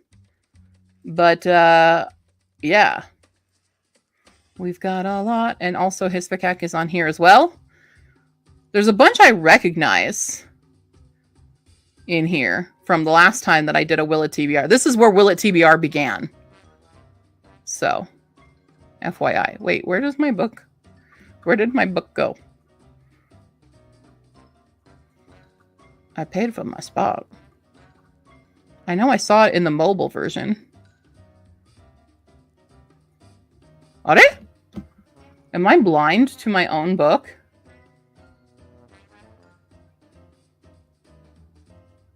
Oh, there I am. That's because I'm over here. I'm right here. So yeah, there's a bunch of books here. I'm probably going to do this one again, but I'm going to skip over ones I've already done. And there's a ton in here that I do recognize from last round of CL Cannon. But that book fair is currently on, and you can enter to win a Kindle Fire, 1 month Owl Crate gift subscription, and a $10 gift Starbucks gift card. So check out the CL Cannon fair for anyone who is interested. Boom. There you go. Cool. Well, thank you all for joining me for Will It TBR. I will be live again in about another 4-ish hours for productivity sprints tonight. I have to, in the meantime, go fill up my car with all of my convention stuff for tomorrow's convention. I live 3 floors up, and there's no elevator or ramp. Great, cool, awesome. Well, thank you all for joining me today. I will see you later tonight. Also, you can go check out my latest video, which is actually right here. For some reason, I had it up.